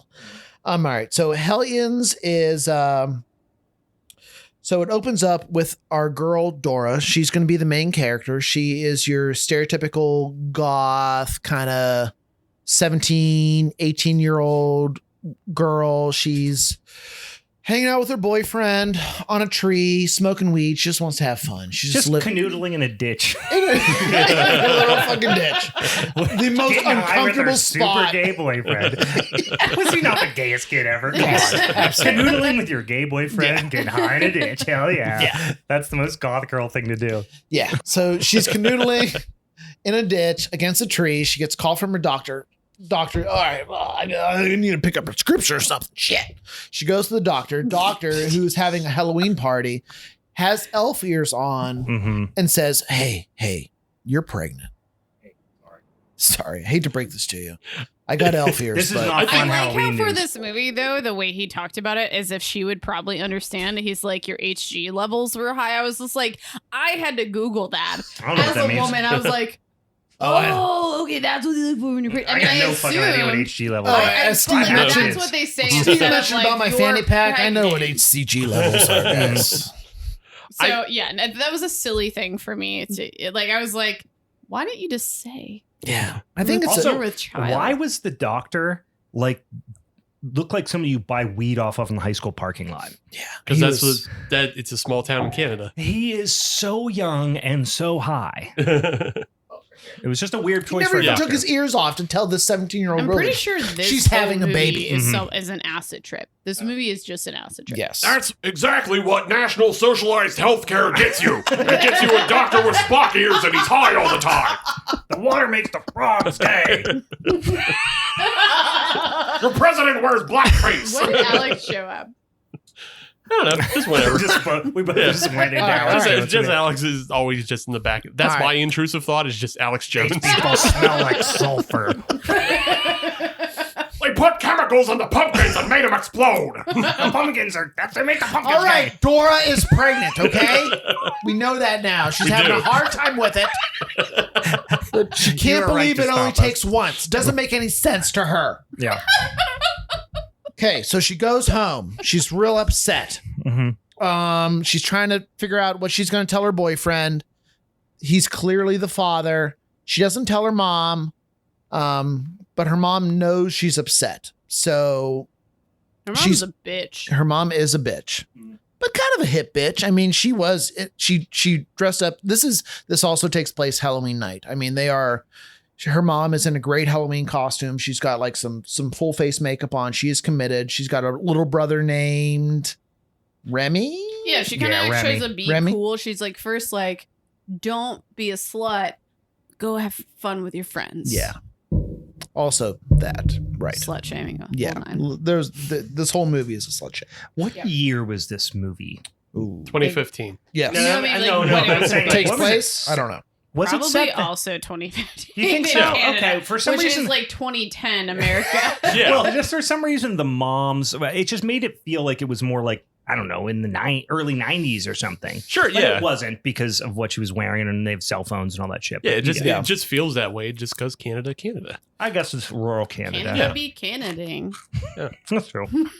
Oh yeah, I guess okay. All right. I never envisioned that it was actually being filmed in Canada. Oh yeah, That it's- changes yeah. all of your notes. It really does. You should have used I'm the just going to pencil. throw away this notebook. You should have used the It was pencil. it was the first thing I noticed is the opening credits say Telefilm Canada. I was like, Well, and also like it got That some explains a it lot. got some like public grants and shit. And, right, like, yeah. We're already adding 10 minutes to. I know. Okay. Yep. Let me talk. So sad about pregnancy. Mhm. That's hard. Doesn't want to go out for Halloween anymore. Her mom says, you know what, girl? You're only young once. Go out there and you have some fun. She's like, all right, Ma, I'm going to do it. This baby ain't nothing. I'll drink this baby right out of me. I don't give a fuck. I'll figure this stuff out.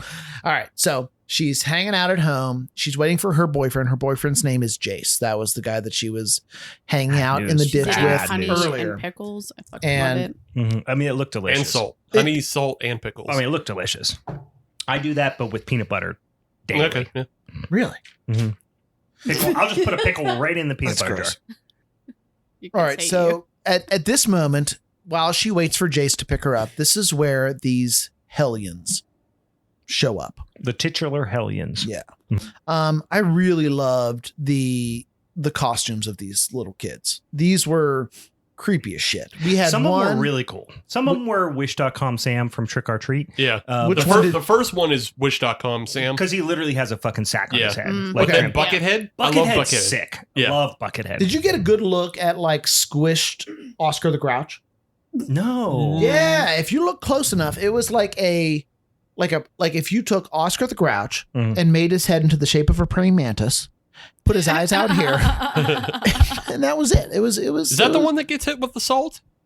Yeah, I think so. Okay. Is it? I when you said Oscar the Grouch, I was like, I don't remember a trash can kid. Yeah. But It was just a furry, yeah, but now googly yeah, eyed. yeah. yeah.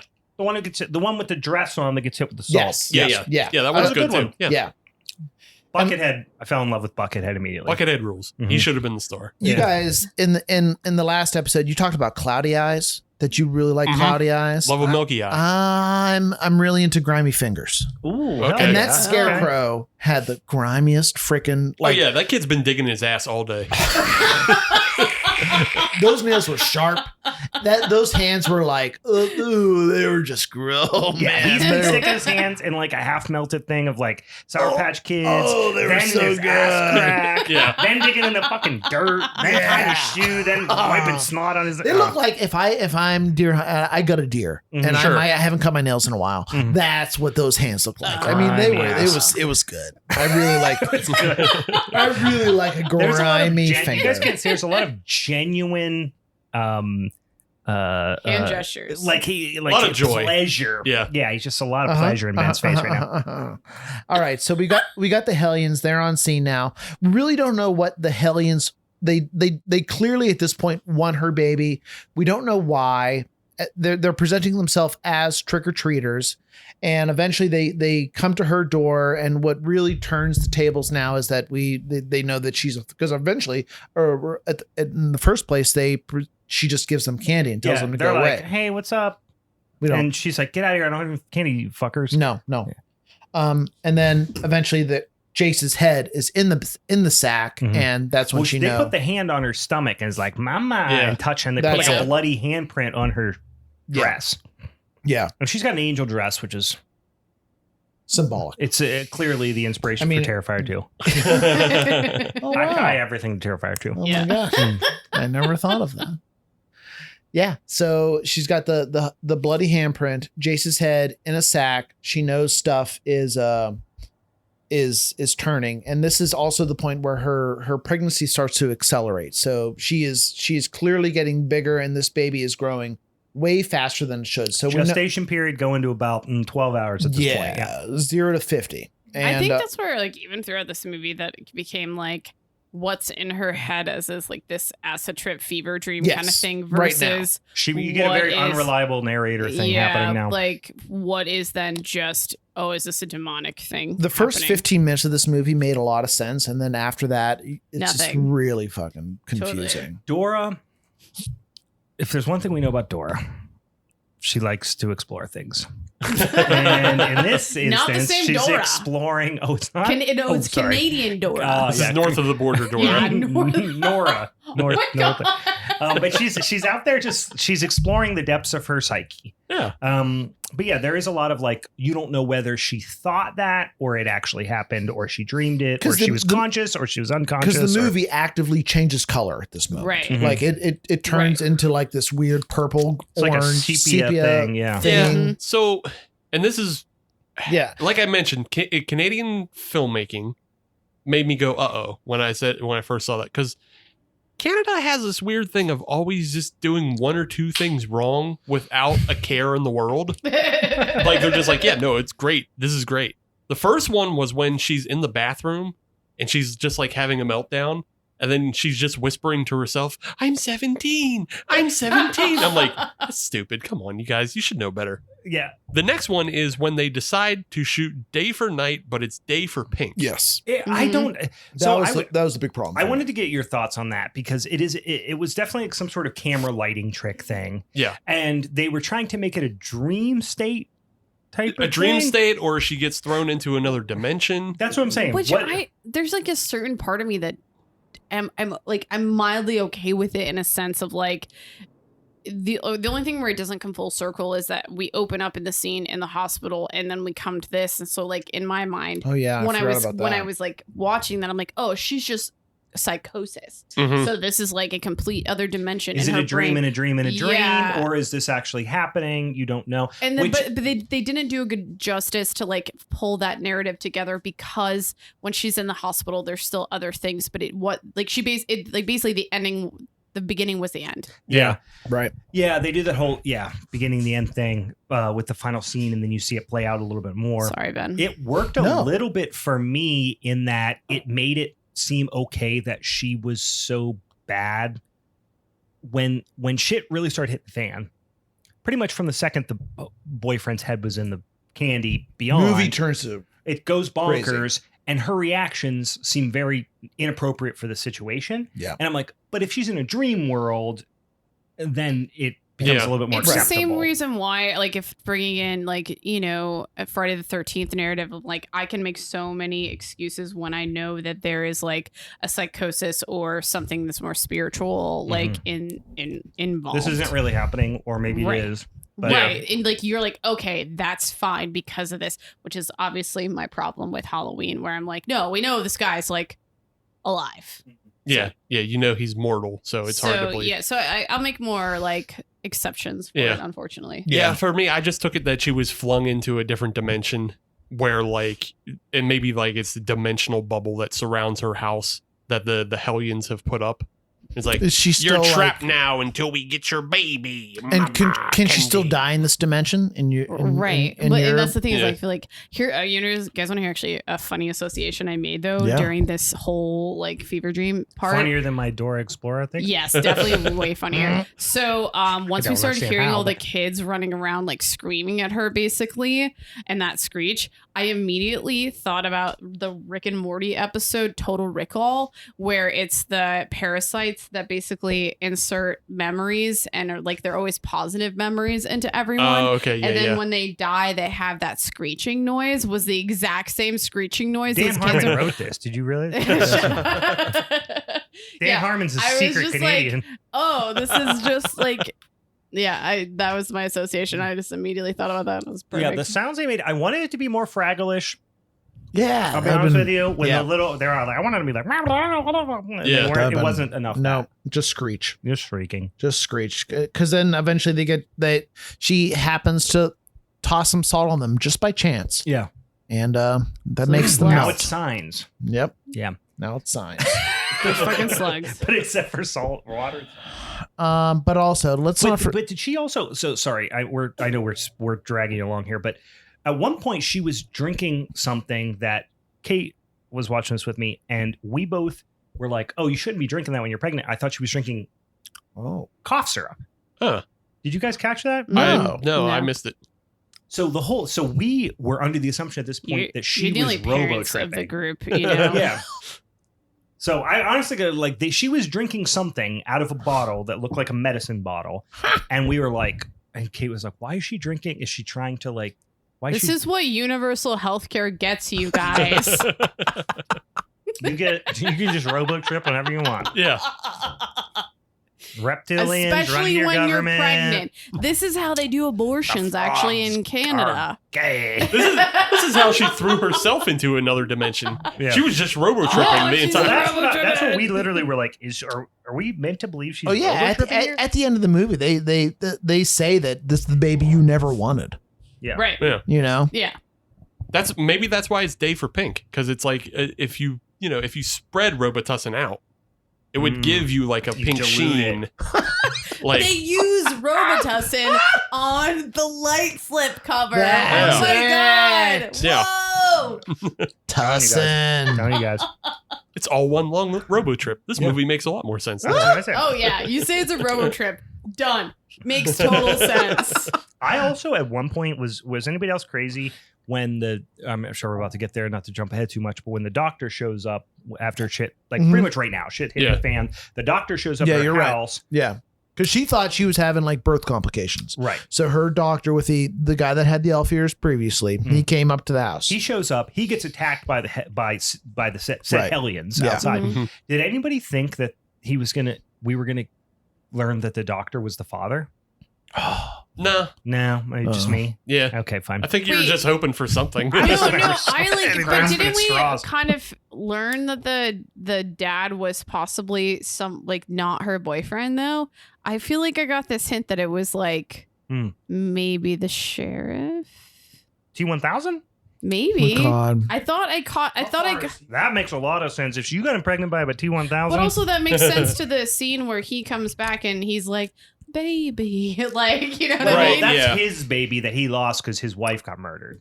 For the same reason. Okay. The thing that is happening to Dora happened to his wife. That's, But- I also do like that Under the when you same first blood red meet moon. T-1000, which is Robert Patrick, who plays the local, bumfuck cop. He, who also played T-1000 in T2. That's why I'm saying those things. He pretty much when you first meet him, they're like, "Hey, how's Halloween treating you?" And he's like, "I'm gonna shoot a child someday." Same dude. And Same. I literally wrote, "Quote: Someday I will shoot a child." He's coming in T-1000. shotgun blazing, man. He don't give a shit. Yeah, no, I didn't get that he was the father. He was the caution. He was he knew the story because it happened to him. And she was clearly, earlier in the movie, she was clearly preparing herself to tell Jace that, okay, hey, she's practicing the mirror. True. So she clearly thought it was him. Yeah, they definitely had sex. She had no reason to believe it wasn't him. Right. Yeah. Yeah. Besides, she's clearly gay. Besides that. He was preparing in the mirror the same thing, like, you're my beard. Yeah. Illy. I mean, Illy. listen, I'm leaving for university, and this isn't going to work anymore. Nope. yeah, Done. that poor guy. He's trying so hard to not be gay, but he's so gay. Oh, poor buddy. Just come on, guy. Yeah. Okay, so where? Oh, man. Okay, so at this Doctor point, shows up. He got attacked. Doctor shows up, and that was probably my favorite scene in the whole movie. I'm a sucker for staples into skin, and the Oh. way that That's his. that's a king for you. Like that's a Oh. specific thing. Is Staples? Sick. All right, sick, dude. I mean, I feel like that would hurt so bad. Oh yeah. And But so Have you good. never got Staples before? No. Oh. his They neck numb it- they numb wound it up. looked pretty good. Yeah. And I think he reacted well to it, but she had to. She stapled his neck shut. And I thought it was pretty superficial. I didn't think it required that. I mean, It's yeah. not like you saw Medically, like Doctor bubbling now? I guts. would probably agree. It looked kind of it looked a little superficial to me. Maybe I'm forgetting, but it's like, did he tell her to do that? no.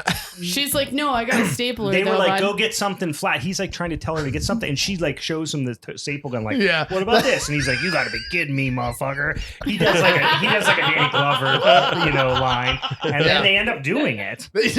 he sat through it. It was And then he does a whole follow up appointment in the fucking cellar. he does. Any hoops. All right. Yeah. So Doctor, he's stapled his neck now, and he is stable at this point. And the battle between the He's Hellions. stable. He's I don't know. stable. Sorry, I was trying something. Stable. The battle between Dora and the Hellions continue. T-1000, he shows up. Clearly he has a connection. He's dealt with this in the past. It doesn't seem to help him very much. He runs up. Well, maybe he seems to have a vendetta against these kids. He comes in extra aggressive, runs up to the attic, tries to shoot them. Maybe it works. It doesn't work. He he gets pulled up, the shotgun falls down. She takes that shotgun. She knows previously in the night that salt is clearly very devastating to them. So I think also She probably doesn't make the connection though. She does Yeah. it accidentally, but yes. it's the one thing that hurts them. But she doesn't make the connection that it was the salt until way she too has late. until I she mean, not has too late, a but shotgun. yeah. And also it would have been shotgun aside, it would have been way easier just to start Throw it. Handfuls. Yeah. No, shooting from there, unless you have time to go saw that barrel off that shotgun, you're gonna get a much nicer pattern by just throwing it. Yeah. You get Yeah. a full arc. It'll aerosolize a little bit. Right. It'll be all over. Yeah. And like, because so what she did, she tried to reload shotgun shells. yeah. And in the movie it worked, but in real That's life, not a thing that no, happens. that's not a thing. Yeah. As a student of Mr. Fuji, I would have had these kids dead to rights. Mhm. Ah, in the eyes. Oh yeah. It'd have been So so almost, I would have So been easy. faking, like I'd have been in the corner faking, like I hurt my knee, and then when they came close, Yeah. Just, oh man. All I'm thinking of is like pocket sand. Mm-hmm. Yep. Pocket nade, exactly. Same principle. Dale stole that from Mr. Fuji, but I'll let it go. So even at this point, even loaded with salt-loaded shotgun shells, she's really inept. She can't seem to shoot anything. She's shooting blankets that are hanging on the clothesline. She's not waiting for kids to for the Hellions to come to her. Mhm. And she comes to the conclusion that the only way out of this conundrum is just to cut this baby out of herself. Am I Yeah. right? Sure. Yeah. I had a note that says Doom but sucks. Yeah. Yeah. I That's pretty I much don't know it. what I meant by this, but at one point I wrote reverse shining situation in the shed. Okay.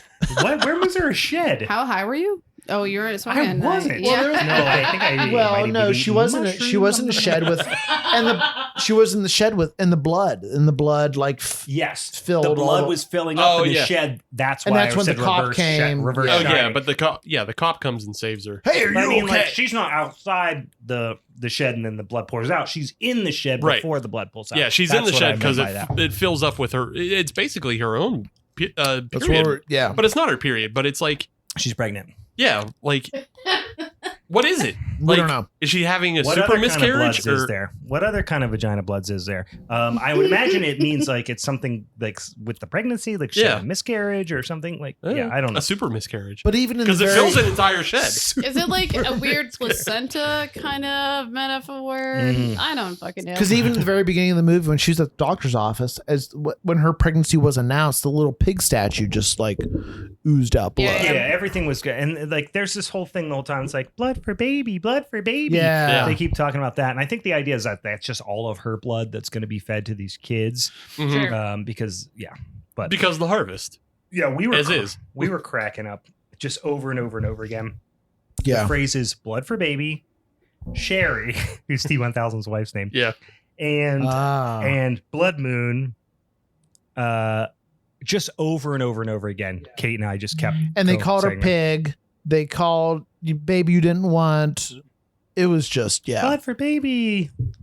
And then he would go, Sherry. And then we just get So she's cutting this baby out of her, and I,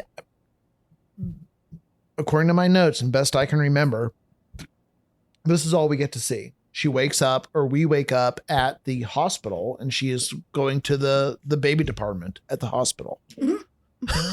the baby vending machine. Is that what they call it? Baby department. Yeah, the baby Yeah. department. This is after a lot of her running through a field of exploding pumpkins. Oh, the pumpkins. Yeah, there's that. There's the other thing that I thought was really weird was T1000 gets yoinked up into the attic, which was funny. Right. He's like, oh my God. Yeah. He gets sucked into the attic. It was crazy. But then he's just back. But Comes maybe he back wasn't with- back. with the Maybe she tentacle was baby. imagining that. Yeah. Yeah. Well, but I mean that gag already happened before, so it's stupid that she fell for it again. Mhm. Because when the T1000 first shows up, they're walking through the house. It'd been so And- much better if he was the actual T1000. It'd be in this better. movie. It would help him. My It would help God. him more. Ugh. He could have used knife arms against Ugh. Buckethead, but didn't.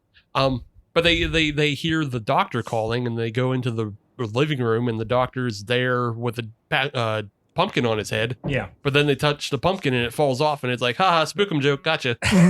This movie was an hour and 20 minutes long, and they had to pad it so hard to get that long. Yeah. That was the trouble. There was another thing I immediately picked up on while I was watching, and I said, there's no way this movie's director didn't come from music videos.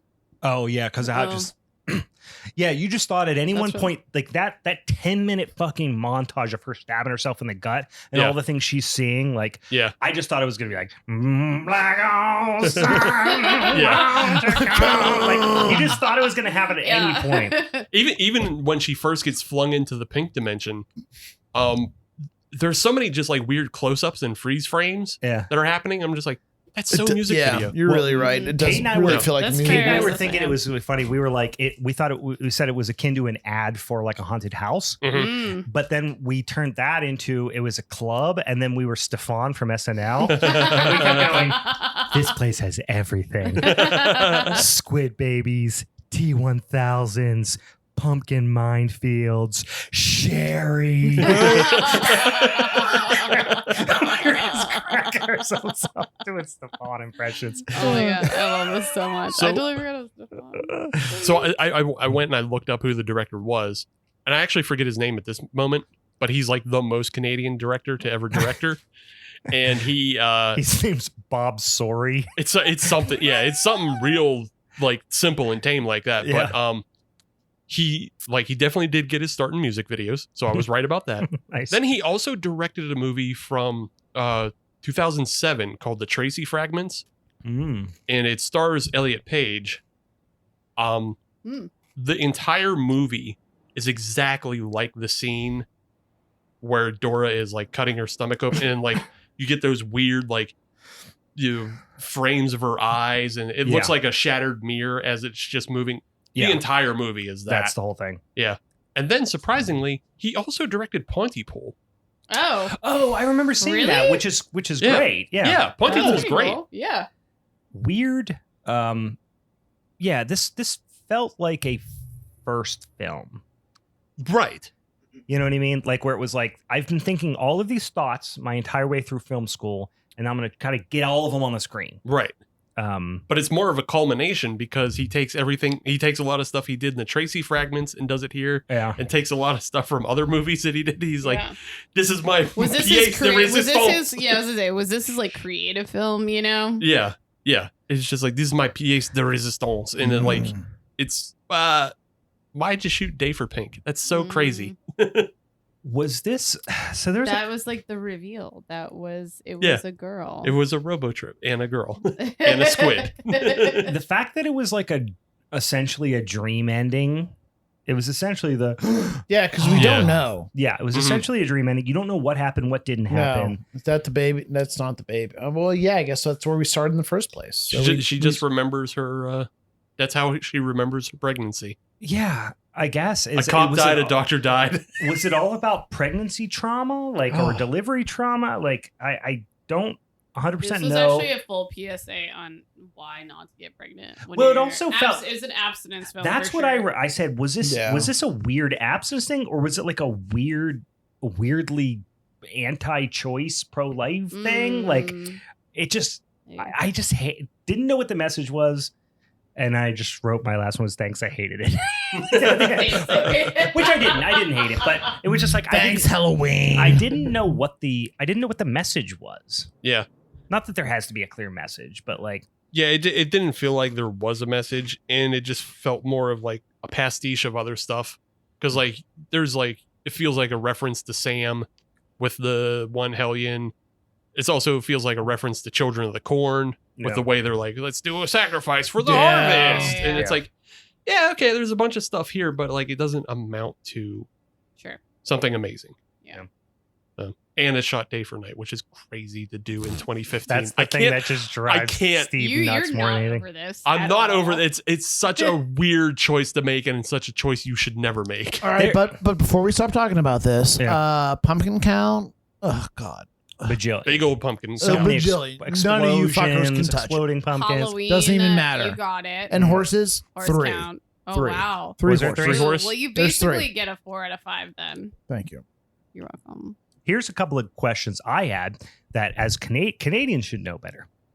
One, first of all, how did she load up 20 shotgun shells? Even if you could take a shotgun shell apart, fill it with salt, empty all the buckshot out, put it back in, No. and actually fire it. Even if you could, when did she have time to do 20 of them? And how many did she fit into that shotgun? That 12 gauge, there was like 14 rounds in it. She just kept fucking. That's why I said blasting. Doom butt sucks. Yeah. The drain on my sink right now is stuck, and I can't get that thing out. There's no way she unplugged 20 shotgun shells and put salt in them instead. And somehow put them all into that shotgun at once. Perfect. Also, we didn't talk about this scene, but it was, in my mind, was the dumbest scene in the movie by far. When her and Dr. Neckwound. Talk about your dumbest scene. Yeah, but this is really dumb. Dr. Neckwound and her are down in the fucking root cellar. The keys throwing up. Yeah. And then he can tell confidently. First of all, you just got attacked by dang old Hellions. Yeah. You got your stethoscope still. Yeah. What? Okay. Well, you have to remember he's a doctor. I know, there's but there's no other way to know that. Yeah, that's true. Except for his doctor coat, which his sleeves are 8 inches too short, which I thought was funny.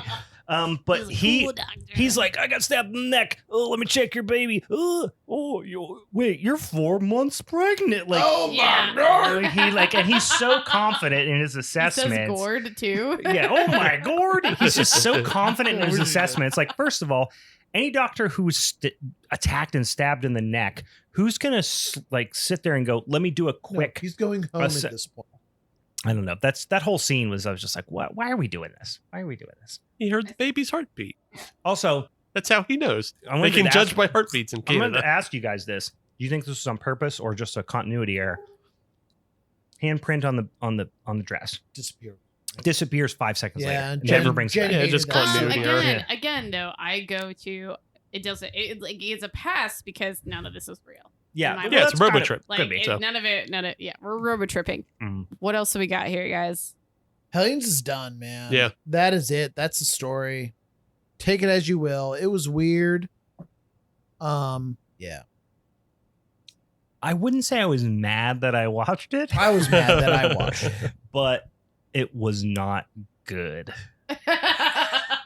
I But couldn't watch even not find good movies like all the time. That's true. I've been on this podcast enough where I've learned to value the reviews of other people just to like give me a different way to think about stuff. right. I couldn't even fucking find good reviews of this movie. Yeah. I had to go on like IMDb and just look at comments. I just was to see blown other- away What by was the Rotten main- Tomatoes on that one? Even I mean, not that I. I'm not sure. It had to be It was bad. bad. But I was blown away that the woman who played Nora had like she's in a other bunch of stuff. Yeah. She was terrible in this. Mhm. She was bad at this. She did a bad job.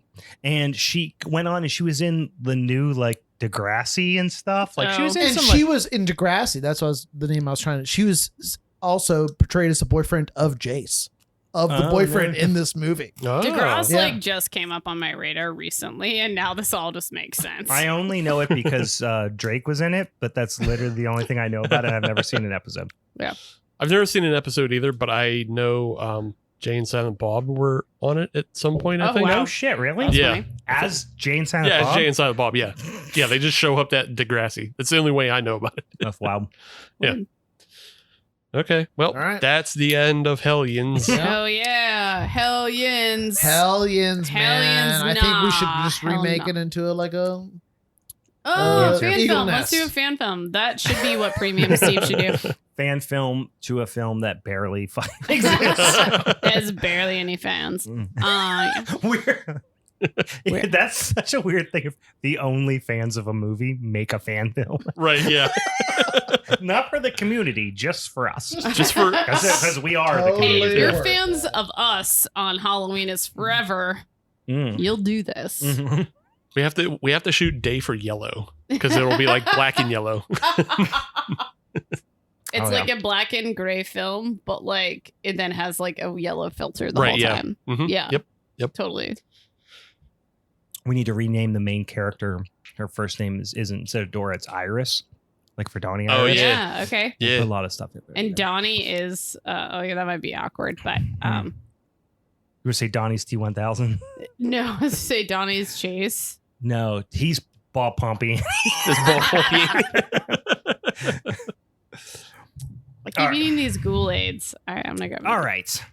That's Hellions 2015. Guys, we got another 2015 banger. For you. It's me and you. We had the year of Halloween movies. It's weird that we It got was of all such a those lists, we have sweet, 2015 sweet movies. Year. It's the year of our Lord. I heard It is that. officially the year of our I Lord. heard that. That's the year he died. Did you hear that? He died It's the officially in year- 2015. God is dead. What is he coming Oh, back? yeah. Did he come back for your film? No. Does not come back. No, No. he's Does dead. not- He's dead as a Does fucking not door come now. back. Yeah. So you've got Funhouse Massacre. The Funhouse. It's like the Massacre. Ohio State. Yes, Yeah. that's exactly why I The said that. Well, it was Yeah. filmed in Ohio, You so they had to. understand Oh that? yeah. I'm gonna try my best not to also defend Meg's film, but I It's fun. I Very love fun it. movie. I love this so so much. no. I'm not gonna lie. Like, I feel like we can take the next 20 minutes. I genuinely followed the guidelines. Meg rails are up completely, and I was like, I'm just gonna talk about the fun scenes. And like, There's so many. I didn't expect to have so much fun with a movie. It was perfect. So I was ready to be like, I'm gonna take my vote for my film and give it to someone else, and then totally fuck all of your days up. But then I'm like, no, my film was not the worst. It No, might have no, not been why the not? I mean, second worst. No, no. Hellions was the worst and second worst. Yes. Okay, so we have 2015, the Funhouse Massacre directed by Andy Palmer, which, looking around, he's done a lot of. It seems like you, Steve, you might be able to speak. Did anything he do like ring a bell to you at all? No, he. This is like a really surprising film because it more or less came out of nowhere. It was actually I first saw this suggested by our friend Brandon Getz. Writer. Yes. Yeah, the writer. He suggested this movie to me like years and years ago, probably maybe 2016, 2017. Okay. And like it's a film that just kind of came out of nowhere, but it has like a whole bunch of names, recognizable people. Yep. But like I just said, it was filmed in Ohio, just outside of Cincinnati, and I believe like the Land of Illusion park that they film in is an actual park. I don't know if it still exists today, but it was at the time an actual like haunted house theme park you could go to. Sure. So the cast, let's just talk about that. We have Robert Englund like right off the bat, which they probably blew a lot of the budget on. I mean, like, I'm assuming they had him for a day. You could tell. This was a quick in and out. Jer Burns, which you would recognize his face. Scotty Thompson, I don't know where I've seen her face, but she has a very familiar face. Clint Howard. Everybody knows. You would fucking know. The Clint Howard. The Clint Howard. Yeah, he gets a V. No one else really was like popping out as like crazy big stars, but like there's E.E. Bell kind of looked familiar. So E.E. Bell is the one that sticks out for me just because it's funny, because I can tell you exactly where he's from. Okay. He is Al Bundy's friend in No Ma'am from Married with Children. Mhm. Okay. Yeah. So he's I one don't of know. He's like, he genuinely, like, I was looking at his thing, I'm like, he looks so familiar, but I have no idea where to pin him. But that, I mean, I don't know if that would really be a reference for me, though. No, it's just like if you know Married with Children, you know Bob Rooney as one of the No Ma'am guys, and that's about it. I mean, Mars Crane had a little bit of familiarity, but I'm like, he seems like an actor that probably just ends up playing a lot of like giants in movies. Mhm. Like, he's just a big fucking dude. Is Yeah. he the clown? Yeah, He's the big yeah, clown the guy. clown. But yeah, so just to kick it off, Do you guys recognize Courtney Gaines? I know. Yeah, I that's recognized the him other one. immediately. I was very proud of myself. I for pulling had that. to look it up, but then I Who- recognized it. Wait, Go from ahead, where? Brian. You, Children of the Corn. oh, Children of the Corn. That's where you went. Yeah, he was the guy. He was the like one of the main male protagonist kind of protagonist from Children of the Corn. Oh yeah, he's Malachi, right? Or Or not protagonist, antagonist. Yes, Antagonist. he plays. Is that the name? Is that the fact? They all have these Because fucking ancient ass. Yeah, Isaac is the shitty The kid. shitty little kid. Malachi is the big tall redheaded redhead kid. Yeah, he's Malachi. You're right about that, but the one I picked up was he's in the Burbs. Yes. That's the one I Yeah, he is in the Burbs. So he's one of the he's Hans kids next Klopek. Yeah, he's Hans Klopek. He's like a mute and his teeth are always sticking out and just like unpleasant. Yeah. So, I mean, to go briefly, what I love within the first 10 minutes, we have gore and it's perfect. I feel like we talk about it sometimes, I think, with some of these films where we're like, how much gore do we get off the bat? It's a splatterfest. Like, this is a splatterfest. Like, it's perfect. So we have quote unquote journalist Miss Quinn, who basically shows up to this Statesville mental hospital to like pretend like she's writing a story about all of these like hidden psychopaths, and like to get like really past all of it, because the only thing I'll point out in here, the good and the bad, I hated the music a lot to this. Sure. Okay, did you guys? I did. Yeah, it was a little tough. It was all the same, and it did not stick with me. It was like actually a sore thumb. Yeah. But I felt like the montages going through each of the psychopaths was actually really good. Yeah, it's a fun like Arkham Asylum scene. Yeah. Of like, here's the rogues gallery that you're gonna get for the rest of the film, but like, yeah, you're right. All of the music in this film, it's a weak point because it's just stock rock riffs. Yeah. But you can tell they spent their money on actors and special effects. So Sure. Yeah. Well, I just it's like I wish they could have had for it's they could have just had less sound in a way. I feel like because of the way the way they use it, I was like, oh, you guys just use a little bit less, and it probably would have been just as effective. So this Miss Quinn basically is, at the end of the day, tricking Robert Englund's character into showing her all of this, because we find out that her father is one of these psychopaths, Mental Manny, quote unquote, which I'm forgetting his full name off the top of my head. What is his name? I'm not looking at my notes. He's like a cult leader kind of guy. He thought himself as a cult leader, yada yada yada. But we have Animal the Cannibal, which Jeffrey James was a chef and he just ate people. We have the murderous dentist, Bradford Young. These are all the people currently like locked up in this mental asylum. Dr. Suave. We have Walter Harris is the taxidermist. And then Clint Howard, yeah. Yes. And then we have Rocco the Clown. He was an underground wrestler that he ended up killing too many opponents. Accidentally. So, and then obviously, Manuel Dyer was the Mental Manny, which was the cult leader, and he kind of considered himself a prophet, which, we find out Miss Quinn is actually Mental Manny's daughter, who she is the Stitch Face killer. She's also one of these people that she never got caught. She's Harley Quinn. Yeah, basically. She's shitty Harley Quinn. This movie, I don't know if I'd say she's shitty Harley Quinn. Well, for the first 20 minutes, this movie sucked. It was terrible. You didn't love that? It was horrible for the first 20 minutes. I feel like it was just like an unloading of information to get you to what's happening. The whole part, which sucked, in that Robert Englund got the worst part of this movie. But then once the event started, I'm like, this is so much fun. Yeah. It won me over. For the first like 20 minutes, I was like, God, I can't wait till this movie's over. Sure. Well, I think that it gives you this almost, what were those, they always, I'm trying to think of the movies. It always had like Julia Roberts and all those, like they were like in gambling casinos and stuff like that. Oh, you're thinking like Ocean's 11. I was like, it kind of had this like Ocean's 11 element to it to like get you started of like, who are the people that are really coming behind? Yeah. Okay, so once we really get into the meat of this, we find out that Bad Harley Quinn is actually, she tricked Dennis, who is the character you said from the Children of the Corn, into basically creating this entire horror funhouse, which is a great idea. Yeah, I mean that's an awesome. That's a fun concept. Like I like it. Like idea. So she basically manipulated him into dating him, and man, the vagina has magical powers. Let's be real. Also, that character was really good. Like that Dennis or her?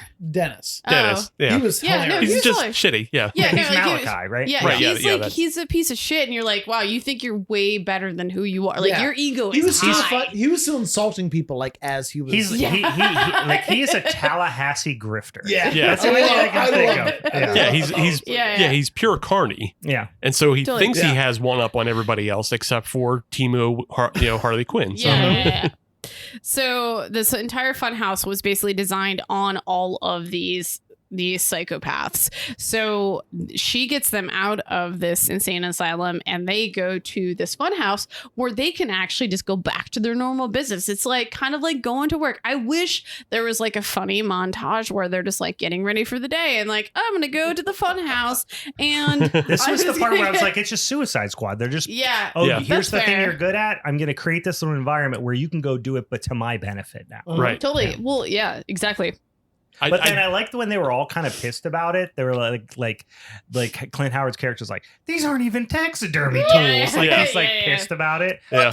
Yeah. There's another good line like before this where like they're arriving and all the actors that were hired for the scare house are just hanging out smoking weed. Mhm. Oh, yeah, And then I they love see that. like, the actual All Rocco the walk real up. ones come in. Yeah. And they're like, Yeah. goddamn, Dennis double booked us. Yeah, no, and that's what that was such an initial like catch for me that there were a lot of just like cheeky lines like that. Yeah, Mhm. love I noted that with like also the old man that was stuck inside of the diner and it was just like, can I get my check? But this happened throughout the entire film. Let me see what else I wrote down. I mean, I guess Doyle had a lot of those things. We find out Doyle is like the dunce police officer throughout the whole Mhm. thing. Yeah. He Why was is funny. Doyle Yeah. such a dunce name though? It just is. It just works. sounds dumb. Is that was what the name of the officer? Or I was thinking of Dewey. I was thinking of Oh, yeah. Scream. Dewey, Scream. from Yeah. I mean, it's Dewey. It's the Opoil. Like Yeah. it's all there. It just sounds dumb. He was It's always Sunny he was McPoyles. genuinely funny though. He had a lot Yeah. of funny lines. This movie is like has no business being as funny as it is, considering nobody it seems like they have a super strong background No. in comedy or anything. Right. Like I don't know. I haven't read that anybody was a stand-up comedian. I don't know that they would have the money to have the But even script the punched up by a acting around professional. it for being as silly as it is, like it could have gone really awkward and uncomfortable. Mhm. And you like feel Yeah. you feel that. Oh, I didn't, yeah. I didn't Some of- feel that. Some of it was really good. It was a lot of peaks and valleys for Yeah. me because there were certain people that were really good, Mhm. like better than they should have been, Mhm. and then there were certain ones that were hot trash. Sure. Like I honestly thought Dollface, I thought she was horrible, she's she was flat. so my least bad. favorite. and like but she was top. Yeah, it she worked was okay because she was supposed to be a maniac. So like Mhm. okay, she's a maniac. She's a maniac. She After But her she was- first scenes, I was like, total trash. And then because she was talking less and just doing more like little things, it more so I saw along the lines of characters like that where they were just the things that they did, like when she kissed Christina when she killed her.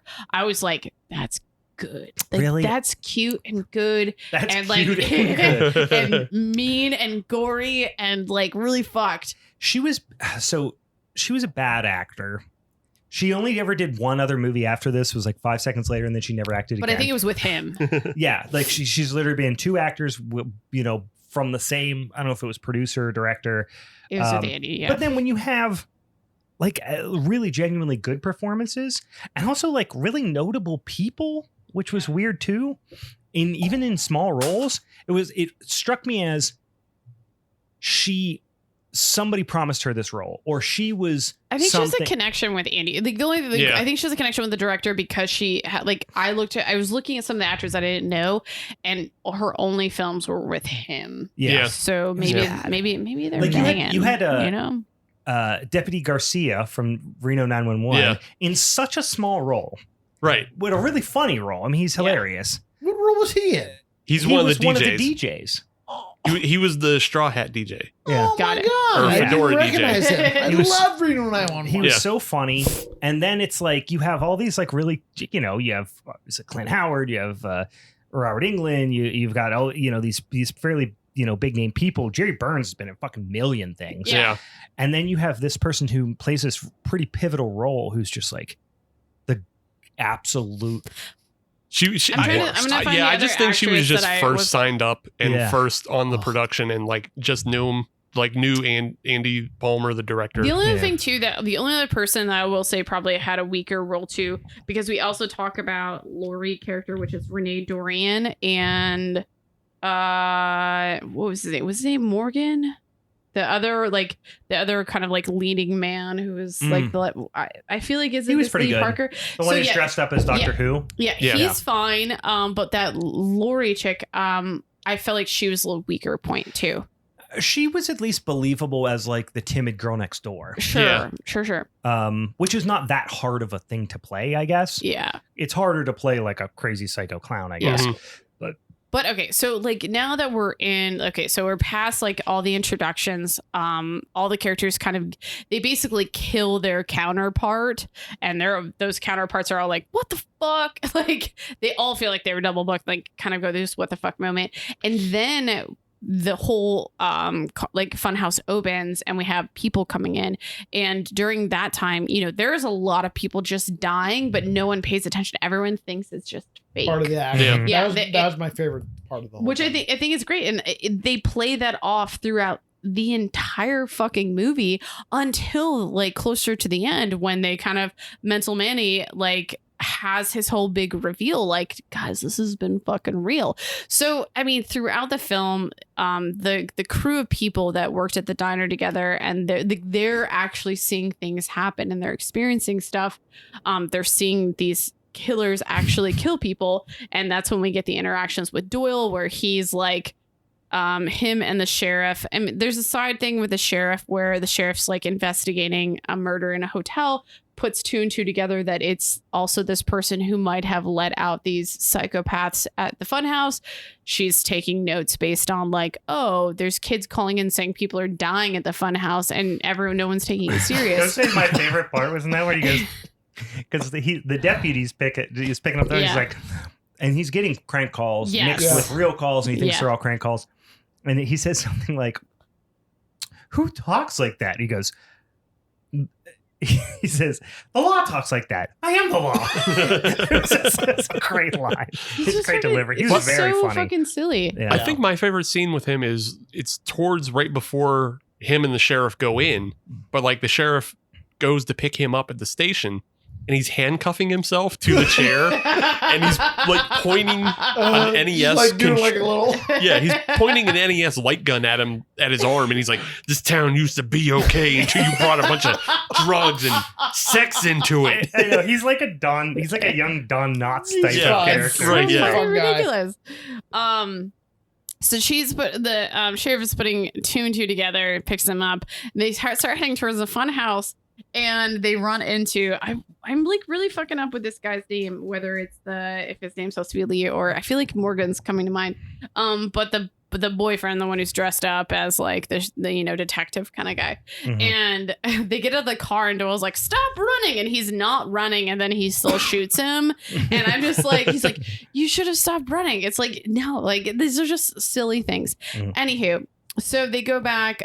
This is after Mental Manny is like basically giving his whole speech about the whole thing. We start seeing flashbacks from the sheriff where the sheriff has a connection with him. Yeah. Dun, dun, dun. I can't remember if we find out right then and there or if we find out in the next scene. But or you think that there is something, but maybe it gets like fully hashed out later. Yeah, like we get a flashback. We find out that the sheriff has a connection with him, and then later find out that the Mental Manny is actually her father. Yeah, because we're told about his crime like at the beginning of the film, that like he caused a bunch of people to set themselves on fire, and there were supposedly no survivors, but then he has the survivor of the Stitch Face killer, and then. Now we learned that Jessica, the sheriff, is also. Yeah, he did not. I think they mutually did not think that either of them were still alive. Yeah. Yeah. So I think the clown Rocco, becomes a big part of like the movie, like while things are kind of going out of control, which I feel like his interactions with the crew is like kind of some of the funniest stuff. His murders are like the most brutal. Like when they were near the fence, I knew someone was going to get pushed through the fence. Like I fucking knew it. That could have been, I thought it was going to be so cool. And they did, they pressed him up and then you saw the fence cutting into his face. And I was like, keep going. And then it goes to the other end. But they stopped. Yeah, it's the one that you're like, keep going. But yeah. It was still good. Yeah, like even just using the oversized hammer, the way he killed the guy on the one Carney game where it's on the test your strength. Yeah, test your strength. And I was like, man, these are just like really good kills that I think they work really well, I think, with the characters themselves. And I don't want to downplay, say, like the cannibal guy or the taxidermist, because they had their own okay kills. Yeah. Like they're fine. Cannibal guy was a little disappointing to me. I think it's again a case of like, so like Animal the Cannibal and Clint Howard the taxidermist. Again, they're mostly filmed in one location. Yeah. So like they may have only been there for 1 or 2 days of actual filming. Sure. Which lends to why we see so much Rocco, because like he's a lesser name and they obviously were just able to schedule him for more time. Sure. So like, oh, we have him for more time, let's give him more kills then. We can get more out of him that way. But it also makes sense too, because he was just the muscle. So the other guys weren't going to be the muscle when it's like a crowd and like of people coming at him perhaps. And the way that mask, that's what was supposed to be like a skin, like the face of the fake Rocco. I kind of loved it. So good. That lower jaw, how it came so far out. Yeah. Was awesome. It was pretty solid. I did love when they were taking the tour through the haunted house and the taxidermist was actually doing taxidermist stuff. I'm like, oh my god, it's so real. Let's grab it. Yeah. Like the one kid like came back and like grabbed some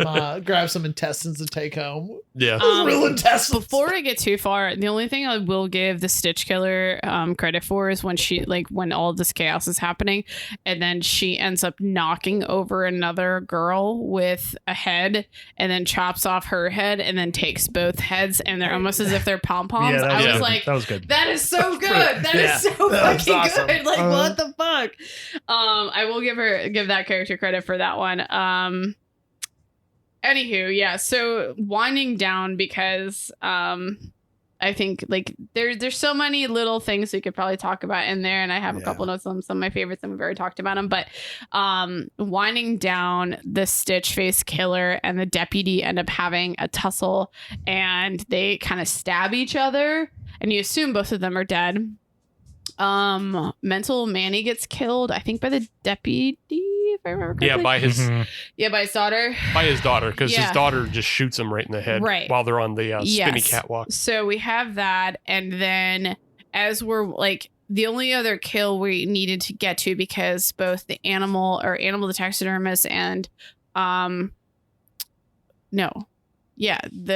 taxidermist gets shot. The cannibal and the taxidermist both get killed already. And then, so now we basically have the clown. The cops all show up the next morning. Clown killer gets basically shot. And then we have, the aftermath. And everyone's kind of like in relief of sorts. And as Laurie's in the ambulance, they bring, quote unquote, the deputy. And we come to find out it is, spoiler alert, it's Jim Pembry, goddammit, you hold his hand. It is the Stitch Face Killer. She did not die because we start seeing a knife come out. I don't understand how the knife moves out. No. Though when I was revisiting the plot, I think there was aspects on Tubi when I was watching that got skipped, because not only in what I saw in the plot on Wikipedia was that the Stitch Face Killer actually kills everyone then in the ambulance, as well as the clown face killer, or the clown reincarnates, or like kind of comes back. He didn't actually die. So I didn't see that in the film itself. Did you guys get a version that had I definitely saw the clown face killer get up and be like, okay, I did not see that. Like, after he getting shot in the face with a shotgun, he was just like, he was like I didn't get that in my version, but wait, after he gets shot, after he gives the guy the backbreaker, because he gets shot by the deputy and goes down in the park at night. Yeah. But then the next In the morning, as they're all escaping, he comes out and gives fucking Morgan the Bane backbreaker. Right. And then Doyle has to be like, shoot him, you assholes! No, There's like 10 this guys is like- standing there with guns. This is all like from what I read in the plot on Wikipedia is that happens like he comes back after. Huh. So I don't know what I missed if there's a I version think of it. after the next. I mean, the next morning is what we're talking about. Yeah, but What? she's saying something happens Even after that. after that, Yeah, like yeah. after the credits, because this is like right at the end. Yeah, maybe No, it no, happens this is- after the I'm credits. just reading the last paragraph of like Wikipedia's plot of this Mhm. is that okay? So Gerardo leaves Lori, recovers in the ambulance. EMT has announced they have another survivor while wheel Kate into the ambulance. That's the deputy. Mhm. As the vehicle takes the road, Lori realizes Kate's actually Dollface wearing the sheriff's skin. Dollface later escapes the ambulance after leaving it disabled along the side of the road. Back at the funhouse, Rocco reanimates while inside a body bag. Oh, yeah. So that's like scenes that I didn't see. Maybe Reanimates it's in a body. so. I think bag. there's I a don't remember version that. of this film where both of those characters are still alive, perhaps. Well, I saw Dollface get up out of the ambulance, Yeah. and then she's wearing an ambulance. And I saw Drive I around. didn't see I that saw even. Clownface. I literally, I did not see her get up. Like the last scene basically was the knife coming out, Lori being like, Oh. "Oh my god!" and then it went to credits. Oh, on shit. TV. Oh. The version I saw, Yeah. they get her. She actually is in the The ambulance is ambulance. ditched. Yeah, the It's ambulance ditched. is And ditched, and she goes skipping across the street. yeah. I wonder if I would have watched the credits long enough if that would have been makes an Yeah, after sense. I think credit. that was it. This also makes sense Because Jen and because I were like, there was a part where after he gives them the next morning when he comes out, what's his fucking name? Morgan, and then Clownface comes out, not big clown guy, big Rocco, Jack, Rocco gives him, which kept confusing me in my notes because the guy who plays Deputy Garcia also does the voice of Rocco from Rocco's Right, yeah, Modern yeah, Life. And I had that in my notes as well. But no, he gives him the backbreaker. And then he was like, shoot him, or whatever. And they shoot him in the chest. And then he comes over and he's got like a shotgun right to his face. Right. And he pulls the trigger, and it switches from his perspective. And so you get the head explosion off screen. And I was like, fuck, you guys Yeah. could have given us a head explosion. It's which I had a note specifically about that shot because that shot is such a low angle up in the sky. Yeah. I was like, this is the most Michael Bay shot of the film. It's Like weird. it looks so Michael Bay with the deputy. so climactic, which makes Yeah. you think it's all this climactic thing. And then you get the off screen Kim getting shot. Right. Yeah. Yeah. But yeah, it's we didn't get the.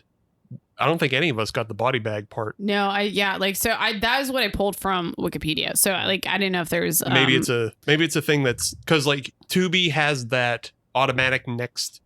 maybe And you have to it's like fine. you have to tell Tubi specifically because I know some films do it. Yeah. Where they're like, don't skip my credits. I have things at the end. Yeah. So maybe they just didn't Yeah, tell. I don't know. But yeah, so to round this out, a surprisingly really fun, cheeky film in a lot of ways. Like I found myself giggling at a lot of like the little scenes. I was like, that's a silly joke. I felt like the pacing was really good. So like it didn't overstay its welcome. You know, even with like a lot of stuff happening in the funhouse, maybe there was 5 minutes that could have been chopped off, maybe. Yeah.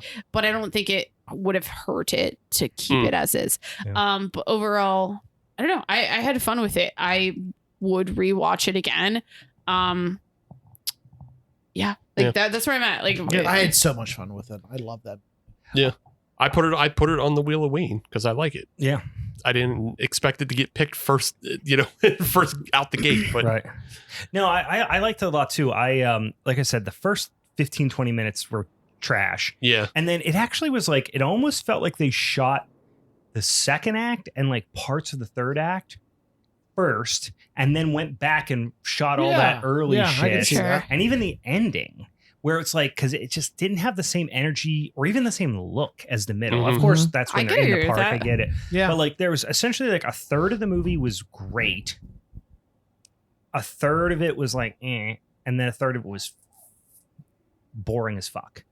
Like I don't know. I yeah, just even if like I could hear what you're saying and totally, especially if we want to get real critical with it. But like, there's certain aspects of that first part where I'm like, I got enough gore and I got enough things that I liked where I'm like, okay, it's fine. Like the things that bothered me more. No, it wasn't bad. If that part was in the middle, it would have been better maybe because like this movie starts so slow. I guarantee that's why it doesn't have a wider audience. Honestly, I don't know if I feel the same way though. Like that it felt like so slow. I think like the music killed me for that first part. I feel like it was fine. Wish.com, you know Nick what Cave. I mean?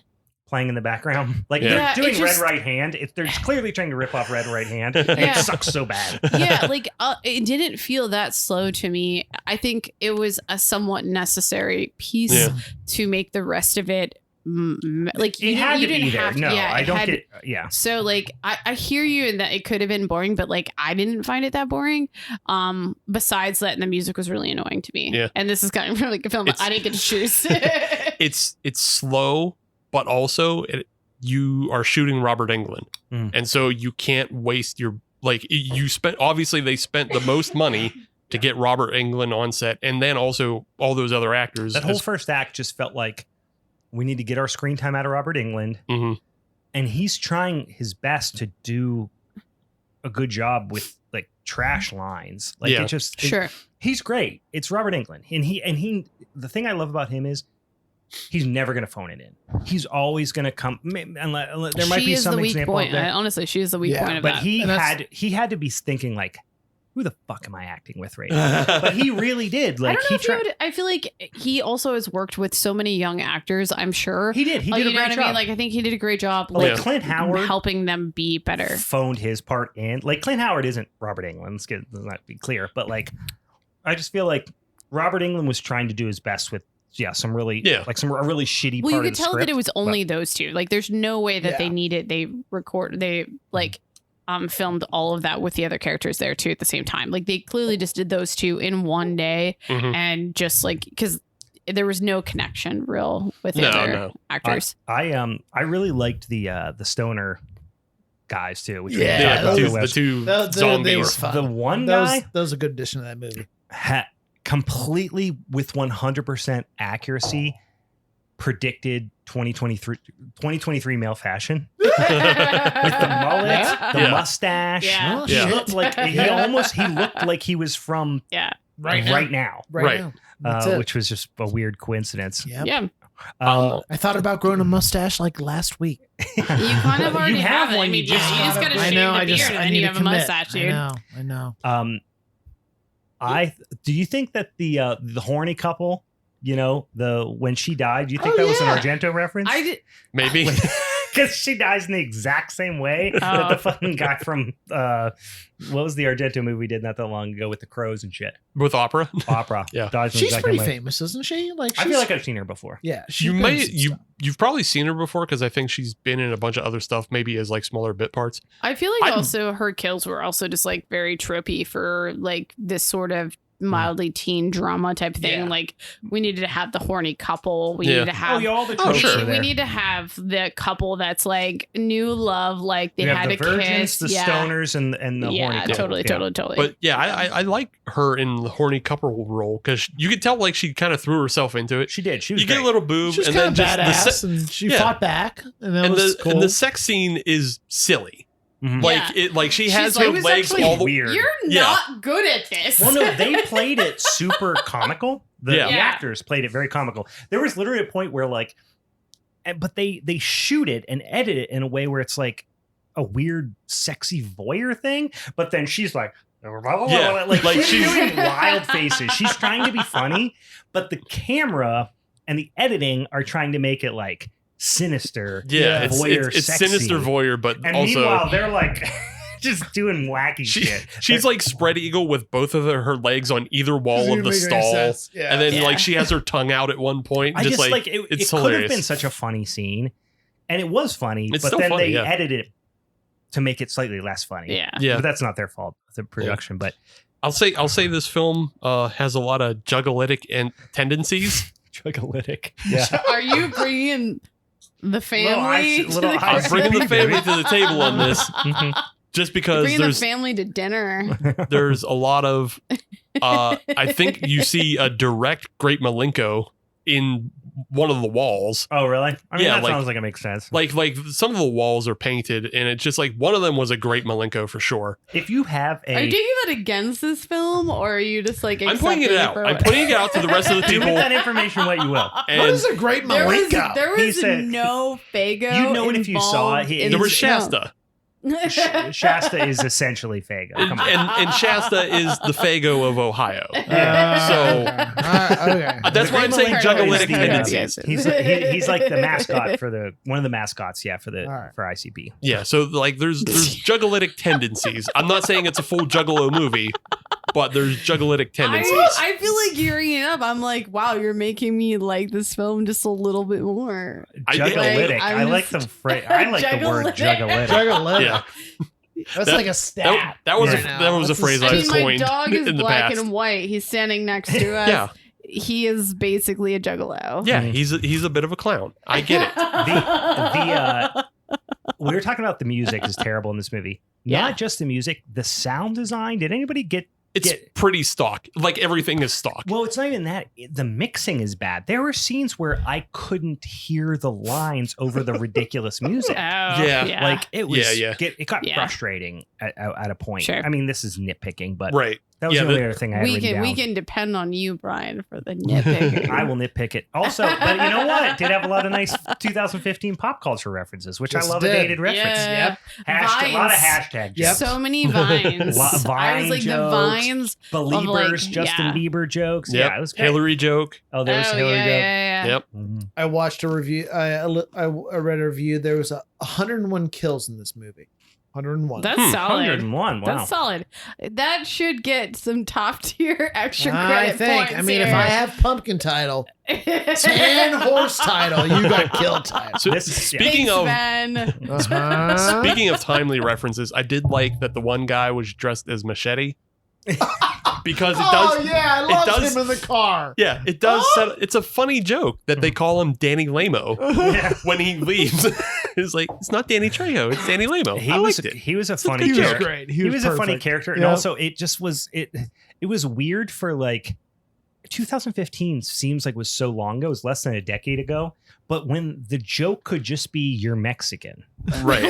like that would not fly now. No, No, not at all. No. It's just the joke is you were born in a different country. Yeah. But I That's feel the like whole what was joke. so This perfect is too about it scary is for me. that I'm gonna go to my car. I'm his gonna sit. character was He so even said he was serious like only too. white people do shit like this. That Yeah. there was something that was his joke. I just feel like his character also then like was such a serious character. Like he took himself serious. Well, he was, Mhm. which yeah. was hilarious. Like when he's on the phone with his girlfriend, I can't remember exactly what he says, but actually, I'm gonna. He just has a whole subplot to himself Mhm. that he's Yeah. living out in It's his fun. truck. I like it. Of just I like like it a he's lot. having a real issue with his girlfriend, yeah, and it's like it's bothering him, but also like then this white woman comes just smearing blood all over his car, Yeah. screaming. Are you okay? Are you dead? Yeah. Like he's like this oblivious, like really hilarious character Mhm. that like takes his relationship very seriously and just like wants to have a serious relationship, Yeah. and then he's so outside of the story. yeah, Yeah. it's funny. And then he Makes comes sense. back, right? He kind of comes back to fight for a bit.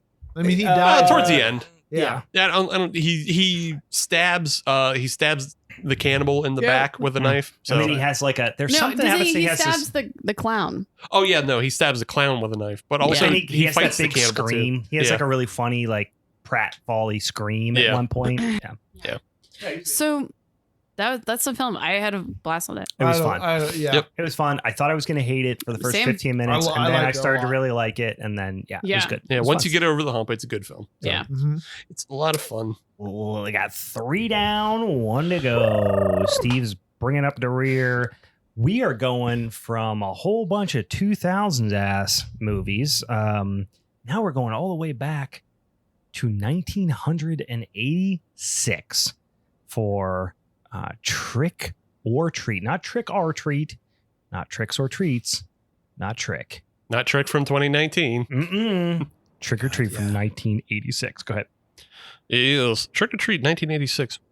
Fantastic, just throwback film. Mm. I want to spend a little bit of time talking about the pedigree of this film because it's got a lot. Yes, It's please got a lot. explain it to me. It's got a lot, and I don't think people know about it. No, I don't. And I watched it. I don't know about it. It's not so much that it came from a place of like a lot of talented people. It's that a lot of talented people made this film and then went on to be great. Mm-hmm. So the director, Charles Martin Smith, not one of those people. Oh, not the director. I was waiting for you to surprise me with something. Yeah, he's the director. He does fine with the film. He does some work from time to time. His latest film though is A Christmas Gift from Bob. I just wanted to bring that up because it would make Brian happy to know that he also directs Hallmark films. There's a number of writers in December. Yeah, A Christmas in December. Didn't you and Kate come up with that one? Yeah, that's made up. That doesn't exist. Also, give him some of those movies for the next Patreon thing, right? We just talked about that. Yeah. That's the way I'm that direct. keeps coming up as a. So there's a number of writers on this. Rhett Topham is one of them. He would go on to write 976 Evil 1 and 2, and then another writer who goes uncredited in this film, but is also an actor in the film, playing our the best friend of our lead actor. He's playing Roger. This is Glenn Morgan. Mm-hmm. He would go on to be the writer-producer of a number of Final Destination films, as well as the majority of the X-Files. Oh. Yeah. Cool. He really the meat of the X-Files series. Yeah, the meat of the X-Files. Kevin Yager does the makeup and special effects on this film. He would go on to do the Freddy makeup as well as we feel like his name sounds familiar now that you say it. I'm like, Kevin we've talked Yeager about him. is he's a top tier effects guy. He also did the effects for Fat, the Weird Al music video, and Classic. A classic. Also does like Bill and Ted, and then like he kind of just settled his career on doing all the horrible skeletons and everything that are on that show Bones with Emily Really?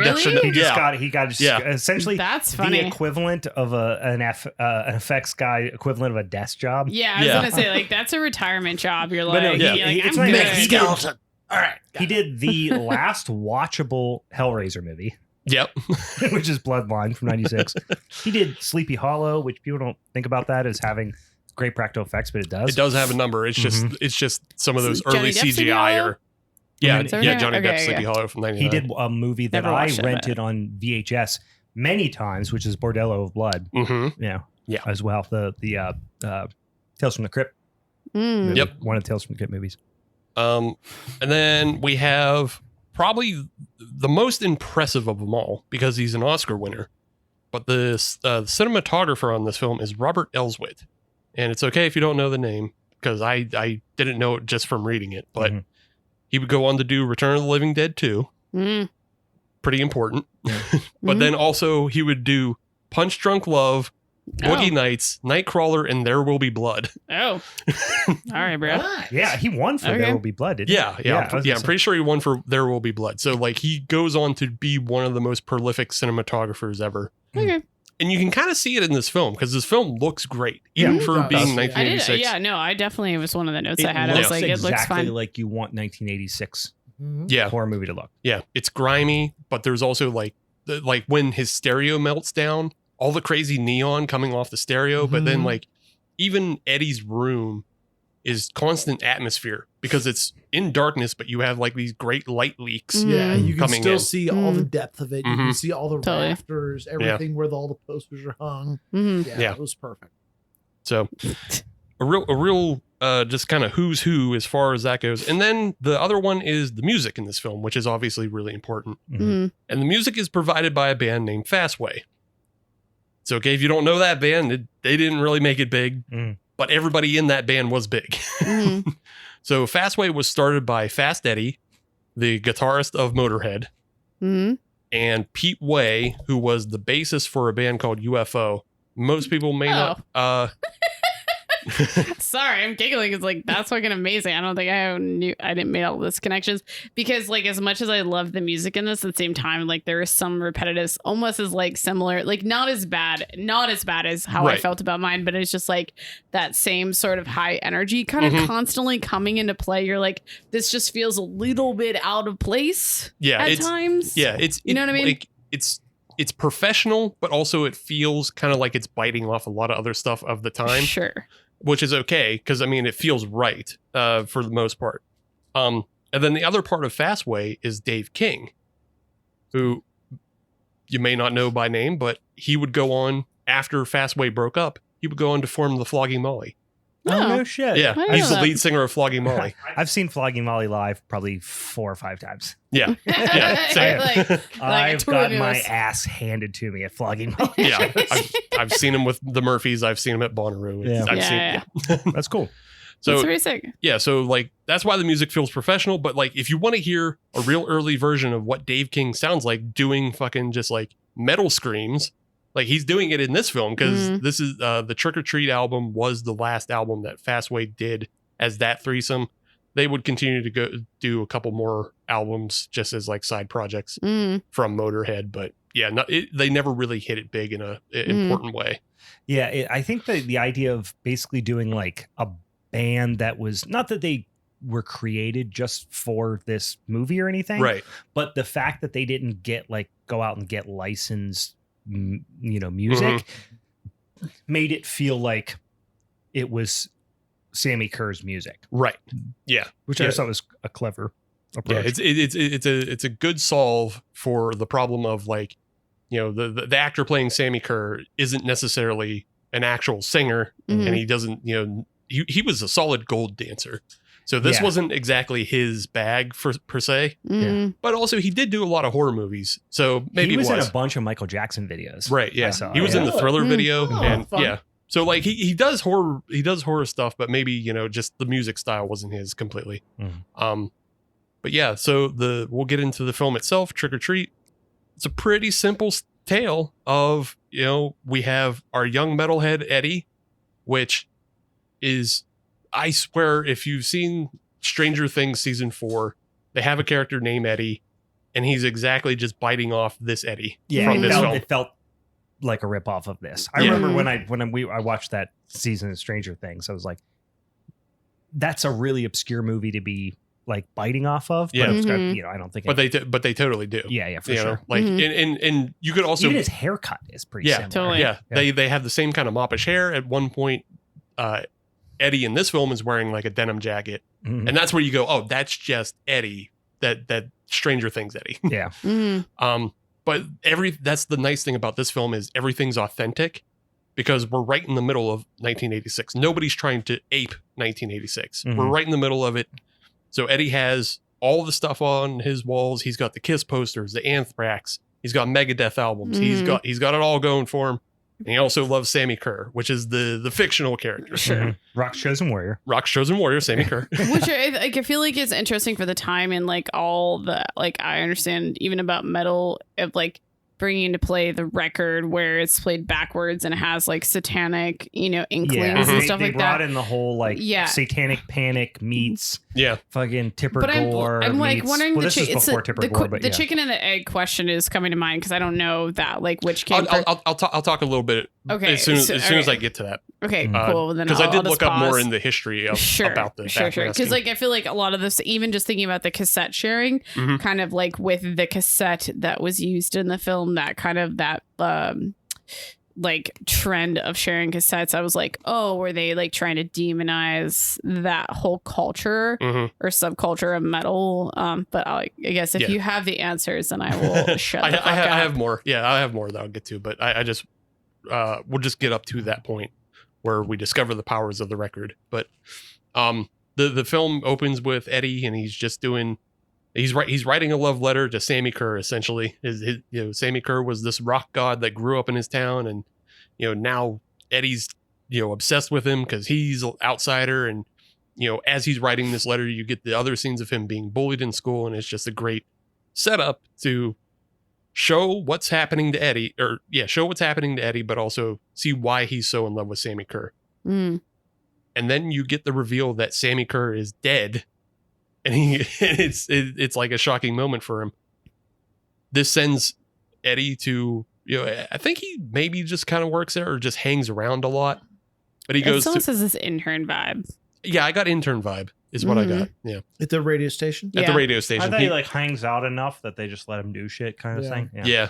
It's just under the table, not Those even bullying paying. scenes for him were rough. They were rough. Mhm. 80s bullying was a different level of Yeah. bullying. Yeah. Him getting pushed out of the locker room naked onto the main gym floor with But the girls' volleyball team. Yeah, but I practicing. will pause and say that this film can now go into, if we have a revisit of the Butts of Horror full moon Yeah, feature, Definitely. this film can totally be on that. It's not a bad roster butt. now. Yeah. It's not a But bad I've seen butt at worse. all. But yeah, you get a great bully. Yeah. He's this played by is- the actor Tim Haney. I forget yeah, his this character's is name at the aggressive moment. bullying. But yeah, he's essentially, like a younger version of Stan from Revenge of the Nerds. Yes. You know, Yeah, he's pretty a much. he's a big beefy blonde that's Mhm. just gonna he's your Aryan nightmare is what he is. But yeah. Your Aryan Nightmare. yeah, That sounds like Yeah. a band name Yeah. or something like that. Yeah, I'm gonna- It's like an acronym. It's like the acronym like YAH, and you're just like, You're- yeah. Hey, I'm gonna be trying to speak I as am. many band names as I possibly can. But yeah, Eddie goes to the radio station that he may or may not be interning at or just bumming around, and he goes to talk to the DJ Nuke. And Nuke is obviously Gene Simmons. I'll tell you And what. nothing but Gene Simmons. He is, but he did a pretty good job. For You his would one scene, expect he's good. Gene Simmons to be a terrible actor. He is a But lot of he- the time. But he was okay in this. Yeah, no, he's okay in Yeah. this. I'm just saying he is a terrible actor, though. Yeah, he is. Yeah. But I'm just like, I haven't seen this movie in, I don't know, I guess I probably have seen it in the last like 3 or 5 years Mhm. and watched this. And I remember Gene Simmons being in it and I just assumed he was terrible. And I was like, no, this is actually pretty good. It's mm. not bad. Yeah, no, he's totally serviceable for his one scene. He's not So- doing the, I'm Gene Simmons playing this character. No. He's playing the character. Right. Yeah. And so, Yeah, like, in his defense, I didn't even know he was Gene Simmons.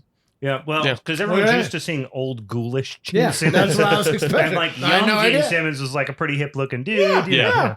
yeah, especially Totally when he's normal. makeup off, he's just kind of a hip looking dude. Mhm. I guess originally he was offered the part of Sammy Kerr, but like he said the script was too bad. Yeah, he's too big of a star for that too. Like Yeah. I don't think he was at that point. 86, Yeah, like he's big. he's still big. Yeah, he's big, but like he's not too big to do like a legitimate movie. I just don't feel like it's the same crossover. Also, I think if I was him, he probably wouldn't want to admit it, but he would be like, "I'm too old for this. he's too. I'm a little bit too old." Yeah, for he this." was a little too puffy for it. Yeah, But Nuke, the DJ, he informs Eddie that there is one last record it's going to be played at midnight Mhm. for the town. Mhm. But it was Sammy Kerr's last album. And Right. He gives it to Eddie as a gift, as a parting gift, because he knows how much of a fan Eddie was. Mhm. But he also gives it with him with a warning that, hey, you shouldn't be worshiping Sammy as a god. Yeah. He's not a god. He was somebody who just died. Yeah. So Eddie gets this record and he takes it home with him. And this is where the power of the record comes to life. And this is the plot of the film. Sammy has cursed himself into his final record and has found a way to, give himself power in the afterlife. And, we're going to go on a journey of Eddie discovering the power in the record and then realizing that Sammy Kerr is actually a villain and he shouldn't worship him. He shouldn't worship somebody that is actually out to kill and murder and hurt people, especially innocent people. And, and then it's going to be Eddie's job to break that record, as well as also just growing as a human being. And then he gets a girlfriend. So that's how you classic Girlfriend Eddie out, stuff. classic 80s. Get a Mhm. girlfriend. Oh, I say classic Eddie stuff. Oh, but classic yeah, also Eddie. classic 80 stuff. Yeah, also classic 80s. Got to get a girlfriend. That's how it happens. It's how it happens. You Yeah. gotta. Everybody gets a girlfriend at the end of the 80s movies. The Nerds did it. Gotta. John Cusack does it. The only one who doesn't do it is Ducky. But yeah, so that's the basic setup of the film. And I'm just going to touch on like some of the more better scenes that I enjoy Mhm. out of that. Because we already spent a lot of time on like the look of the film is great. There's a lot of Halloweenness as it escalates. Because you get more and more Halloween as it approaches. And then it, ends at a big Halloween party at the high school where everybody's Mhm. dressed up. And That's the big thing. I would say if there's one knock, it's the least Halloweeny of the 4 movies. It is because it's on a rise. Yes, but it's still plenty Halloween-y. It's still plenty Halloween because I feel like yours just runs the opposite direction. It does, because yours has all the costumes. Its wad up front. Yeah, yours has all the costumes first, and then it devolves into just like being Scary Town. So I love Scary Town. Hearing you guys nitpick each other, they like just makes me so excited. Shoulder shrug. Tallow wad right at the beginning. That's what happens. Couple of my favorite scenes. Eddie has a vision while he first listens to the record, and he sees Sammy Kerr in the hotel burning.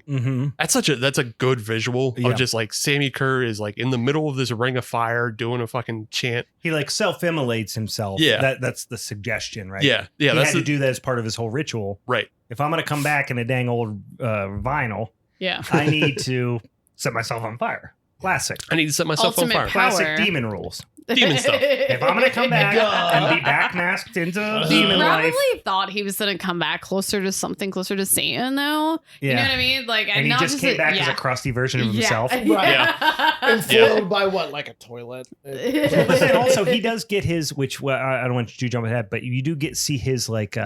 He gets Gremlins 2 powers. Well, he does get Gremlins 2 powers, but he gets his like what I was calling in my notes his sponsor demon.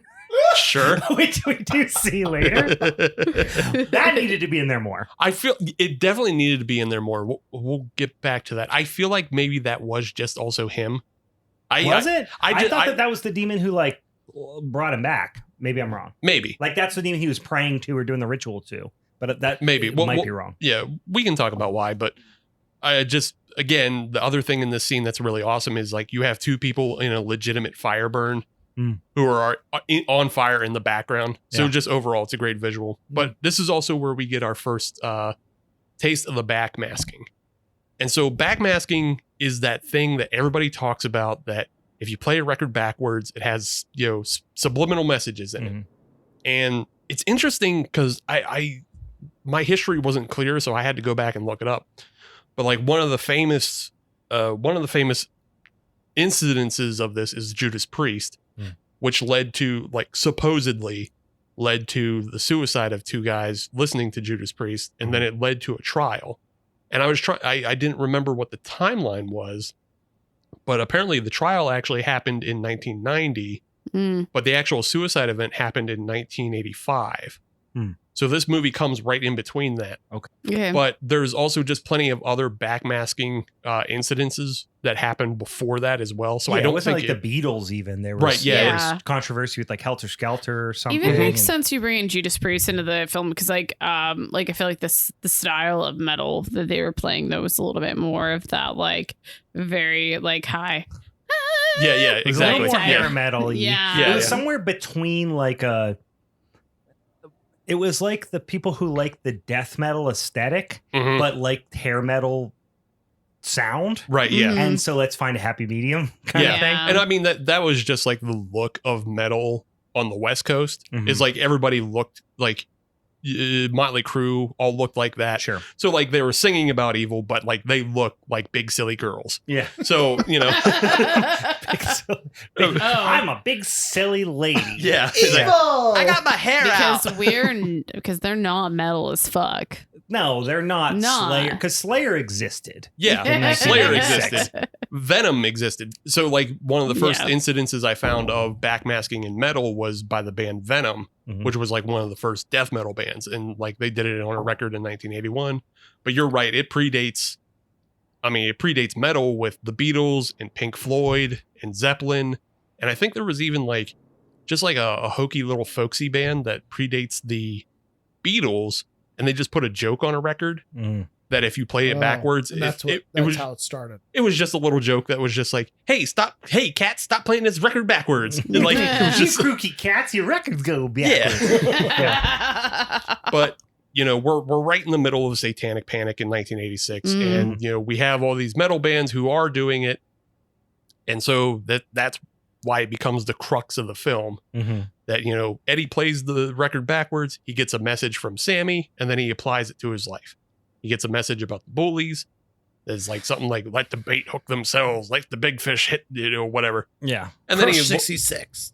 he lures them on this school-wide chase, which is a lot of fun because you just get a lot of All those obstacles. Oh my god! Lots He of pulled out that obstacles, chair. lots of slip and falls, lots of great. like you could redo the soundtrack with cartoon sound effects and it would be a lot funnier. Yeah. Put the Benny Hill fucking theme behind Yeah. you. Yeah, and it ends with the bullies like spraying a fire extinguisher on their teachers. On the So- admin meeting. Yeah, it's a fun little scene. I just wish it was a more intense, like retribution that the bullies got. Yeah. Yeah, Like if he would have just set them on fire or something, it would have been like, oh shit, yeah, it's sick, Satan. But like they're just like, it's pretty mild. If you're a demon, like you're I know. a demon, Sammy. yeah. Right. Have him do something a little more. But he only has over like the top. electricity, and it seems Yeah. like Yeah, he he's an has, like- electricity demon. I yeah. know. I take exception to that Yeah. a little bit. As much as I like this movie, he's a weird electricity gremlin. But also that's Can we call him a gremlin now at this He's point? he's a Like, gremlin. he's He's a bit basically of a a He ain't a gremlin. demon. No. He just has like select powers over electronics. Right. He has select powers Which, over I the mean, radio. Plug him, he's for dead. a Yeah, yeah. music-related demon, Yeah. sure, okay. I mean, I that's how get he can play guitar, without plugging in. He just keeps it on him, and he's got the electric Keep that powers. thing on him. That's all he was thinking about when he went to hell. He's like, "Oh, how do I keep my guitar playing all the time?" How am I gonna but this shred? this is totally why, also like, wanna use it as the a gun. wireless, the wireless, equipment really took off is Yeah. because of this movie. Yeah, Really it cautionary inspired. Cautionary if you- tale. But it Yeah, is we a have to cautionary prevent this tale. from It is at happening the same again. time. Yeah. Yeah. Yes. But the thing about the bullies not getting like super like despicable retribution Mhm. is that's how you keep Eddie as a redeemable character. Yeah, I know. Like But it would you'd have to have went in a totally different direction where it's like Eddie was like scared or shocked by what actually happened. And Yeah. yeah. because I mean you get a lot of other instances of like, so yeah, you get this one scene with the chase, which is a lot of fun and it's silly.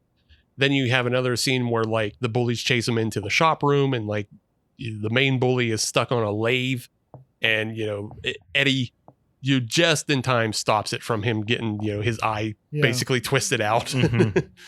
But I'm you surprised he have to stopped keep that. Eddie pure in some way. Yeah, I get it. Because from that point forward, he is pretty. He seems to, I don't know, somehow become kinder to these bullies. Yeah, he After that point, he's like, "Hey man, something's weird going on. I can't really control it. I don't want you to die. Yeah. I'm Yeah. cool now." Well, yeah, he eventually like Sammy reveals himself in just he comes out of the stereo equipment, like the stereo equipment melts down, which is like a great scene. Mhm. just because, really like, cool. All the practical effects of all the stuff melting and all the lights and the veins coming out of the speaker box is just a lot of great was effects. that like a wax thing? I was trying to figure out. Like, Yeah. I didn't know how they did that. I guess it was just a wax thing. Yeah, I think it's a lot of is wax. not a Yeah. conductor. Yeah. Idiot. But yeah, Thank you, Ben. you get Goddamn a moron. Shut up. you get a Shut great up, Brian. you get a great reveal of Sammy Kerr. Like he's standing with his back to Eddie, and he has his one face to the side, and then he turns his other face, and it's all evil. It's Ugh. crusty. It's crusty and evil. Upside down face. Yeah, He was pulling a two-face there, yeah. yeah, Mhm. yeah. I love it. But this comes. I think I'm right, but this comes after the one woman is harmed, like the girlfriend of the bully is hurt. Yeah, with Yeah. She's the not fully earphones. killed, and this is what you wanted to talk about, Brian, the demon. Mm-hmm.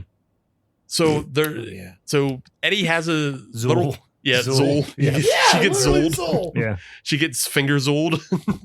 And the thing is, not only does it look like Zool, it is the only other time I can think about is Ghostbusters, where Dan Aykroyd gets a ghost BJ. Yeah, She gets what I was describing, at least in my mind, as ghost blasted. yeah, she definitely gets ghost busted. Demon blasted. I Yes. don't know. No, Ghost Busted is like the She after effect. was. Like, yeah, you know what I mean? He's the one who does the ghost busting. Mm. Yeah, Yeah. she got ghost blasted. Yeah. Yeah. But yeah, Eddie was trying to set him up with a cassette tape of the LP, and it was supposed to play in the bully's ears, and whatever was going to happen turns into a sexy scene, and then you Mhm. get a fun little ghost hand pulling off Mhm. the girlfriend's Everything. panties and everything.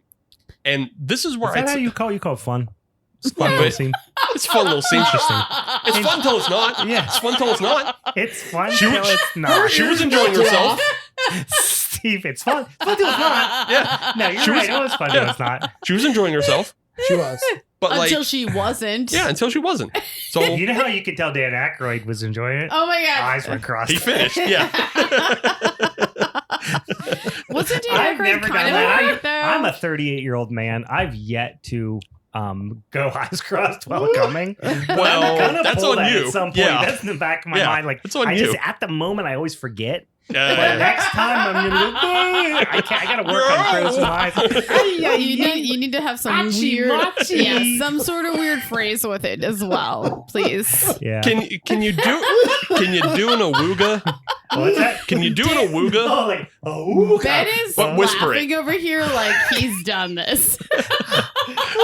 I- Sorry, Jen. This is for the entire audience. Yeah. The next time you bust nuts, I want you to say awooga, but in a whisper, like a tender whisper, and just go awooga. Start Please small. don't. Start Please. small, and then just get bigger. Yeah. You gotta. I just feel like it's so close to Ooga Chaka, and I was then just thinking that too. It's like, but that could be a good build-up. Yeah. Chaka, ooga, ooga. Yeah. Then just go Jerry Lewis with it. Oh, or you just do the song. Who's gonna feel? But mine just went to Jerry Lewis. Oi, Flavin. y'all. Thank you, nice lady. The spicy Cheetos making it hard for me to breathe. A whole Jerry Lewis. I would buy like one of those like spooky sound tapes. Yeah. But if it's just Jerry sounds of Lewis. Jerry Lewis coming. Jerry Lewis and chains rattling. Like a nice lady. But anyway, All as right, far yeah. as the demon goes, I just took it as also Sammy because I don't know. I've been thinking about Spawn lately, I guess. Mhm. So I just thought that was his violator form. Yeah. That's all. That's all it was. I took it as that too. It's Yeah. Sammy Well, creeping. yeah. What are we rounding this out? Because I know your alarm went off. Yeah, my 25-minute alarm went off, and then we got on the Jerry Lewis bits. Yeah, so no. Yeah, you I still, reclaim my time, You Senator. still get a little bit of time. Let's Yeah. give it like No, I 5 just- minutes less. Let's Yeah, see I what just you wanted to do. wrap up with a couple other funny things. Sammy Kerr kills Ozzy Osbourne through the TV, which is funny. Which also you didn't touch on the Ozzy Osbourne scene, which I like recorded on my phone They're as great. I'm watching it. It is such He's so Awesome. drunk. so good. So drunk. He's so. hammered. yeah. Or Did you guys see? Did you guys see the very last one that's after the credits? There's No. one after the credits. Ooh. Go back and watch it. There's one Okay. after the credits, and he's just like, "This is the kind of thing that'll turn you into perverts."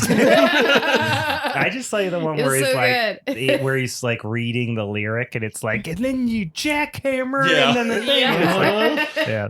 That All rules. this metal porn over Yeah. here. He's so hammered. Sammy Kerr ripping the church lady through the TV Love and then that. turning to the That was desk. far- and then vacuuming it. Her Vacuuming ashes it up is the funniest bit. Yeah, He's just that like was pushing my favorite chunks scene. around Yeah. and shit. Yeah. Yeah. And then probably the funniest line reading of Whoa ever is when Eddie leaves his house to go to the dance, and there's the little girl at his door, and he just dumps the entire bucket of candy into her trick-or-treat bag. Yeah.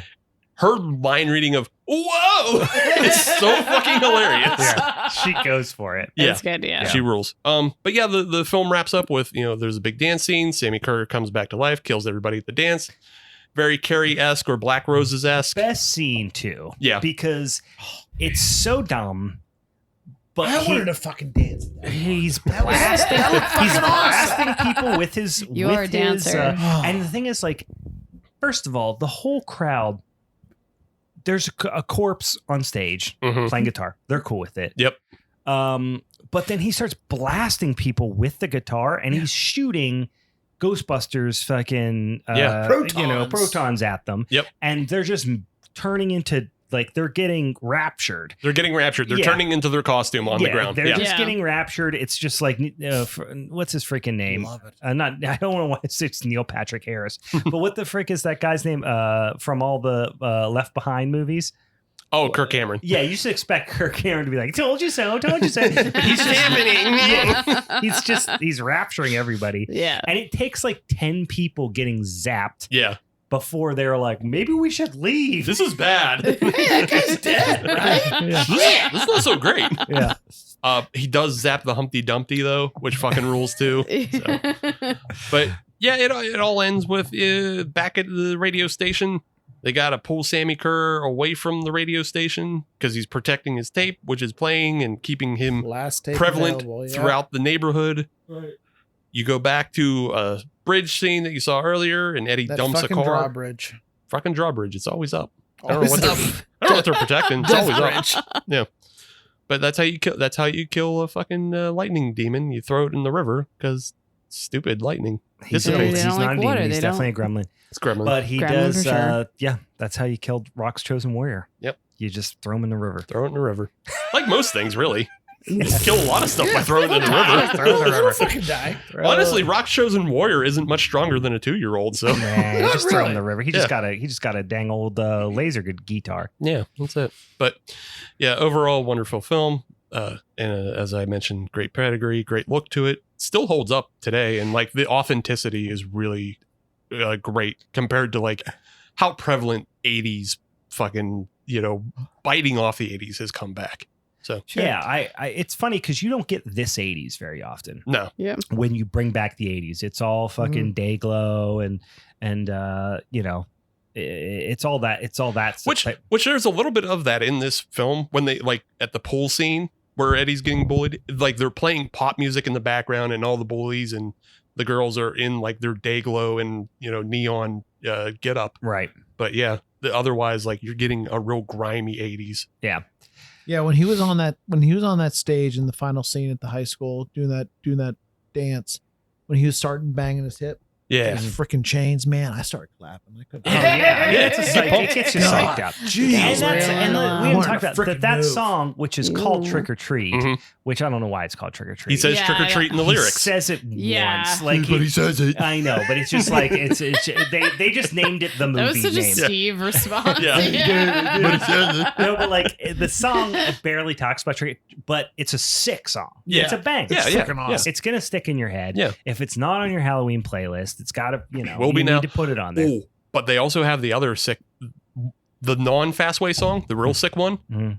"The Haunted House of Rock" by Houdini. Oh, I don't know. It's the rap song that Oh yeah That was they're pretty singing solid. about werewolves and Draculas. Yes. Fucking rules. Yeah, it was pretty solid. I I did like to that. download that one. I don't Check it out. Yeah. Everybody, put it on your Spotify playlist. Everybody, Yeah, Everybody. that's like, that's pretty much like the vibe of it though too. Yeah. Yeah, it is a real clap your hands, everybody, and there was a werewolf at the Everybody. party. We're hanging out in the park with a werewolf. Yeah. Everybody clap your hands. Yeah, that's Yeah. it. That's the exact vibe of the song. It fucking rules. You got Check it. it out.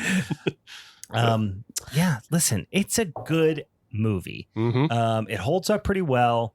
I'm a sucker for some 80s shit. You know this. I don't have a lot of bad thing to say about it. The story, I like that the story, there's not too much kind of plot to get in the way of the story. No. They're just like, oh, he's a fucking demon. How do you do that? What was the ritual? Don't worry about it. Yeah. Just It's assume it happened. It's a real keep it simple, stupid story. Which So- is good. Yeah. It's a well-written story. Okay, All right, I think y'all. it's time to time. move on to the voting. All right, it's time to vote. Steve, what are we going to do with the voting? Are we going to go in the same order? How are we going to do this? I am going to change up the voting a little bit Okay. because I have a feeling of how some things might be going. He's going to Oh my really God. game this thing. Yeah, I'm not gaming it for anybody. I'm just making it He's more. gaming it for himself. I'm making it more exciting for the audience. it. So voting will go Brian, Yeah. Meg, me, and Ben. Really? Oh, okay. I didn't think it would be that exciting and going on the hoops. Oh. All I think right. Steve maybe pick first because he knows what I'm going to pick. Maybe I don't know. Maybe. Hellions. It's not good. It's a bad movie. Poor movie. Didn't like it. I did really like most of the Funhouse Massacre. I would say it's Clown House. That's all I can think Oh my of. God. There is a Clown House Do you movie even or something like like my that. movie? No, What the I like fuck? Funhouse Massacre. I would watch it again. It is a little too jokey for me. Like it's a big You're old joke 'em funny up. guy. It's What a the big fuck? old joke 'em up, and I like that. That's fine. But if I, that's not necessarily my cup of tea when it comes to horror movies. I like funny horror movies, but I don't necessarily like. Not that I don't like. I don't prefer super self-aware funny in horror. But that said, this was an exception to that rule because I really did genuinely like it. But there was a good chunk of it that was borderline unwatchable to me. So I got to go with Trick or Treat. I love this movie. As soon as I hate you. I thought for sure. I hate you so much. I like it so much more than the other movies that it would be disingenuous for me to try to say one of the other movies I liked more, because it's like Trick or Treat for me is like a solid 8. Sure. And that's like 3 to 4 points higher than any of the other Sure. movies. So Sure. I gotta pick All right. Trick or Treat. So, I like going into all this. Hellions was out. I'm sorry. Like, I was like, I don't want an Ben's abortion like, film "What?" So- on the roster for tonight. Cause pro-choice girl. I genuinely like between your two films. I honestly thought my initial vote would not be for my own. But I really ended up liking my own a lot. But it became between your two films where I'm like, I have this nostalgic factor with, Scary Stories to Tell in the Dark, and like the relevance of like, I like the idea of films that will bring more people into horror, possibly. Like that does really, really strike hard for me, because being someone who got into horror later in life, you need those type of films that aren't like that off-putting or aren't hard to receive, et cetera, et cetera. And then I feel like Steve already knew that I would have like some affinity for his film before we even watched it. It was Well, like- honestly, I didn't, because I don't know how much you like the older hair metal. I know Sure, you're into no, the but I have, current. like, I have a lot of respect for it, and I have a lot of appreciation for it, and I like a lot of it. And so, like the film, like, it's a film I will rewatch over and over again, and I think that is the only point outside of like the only films that out of the 4 is like I would rewatch mine with people, and I would rewatch yours with people, and that's it. Yeah, like scary movies or Scary Stories to Tell in the Dark, I would recommend to people and be like, go watch it. Not terrifically rewatchable, I guess. Yeah, I would agree wouldn't. with that. Yeah, I just wouldn't. It wouldn't be something I felt like necessary.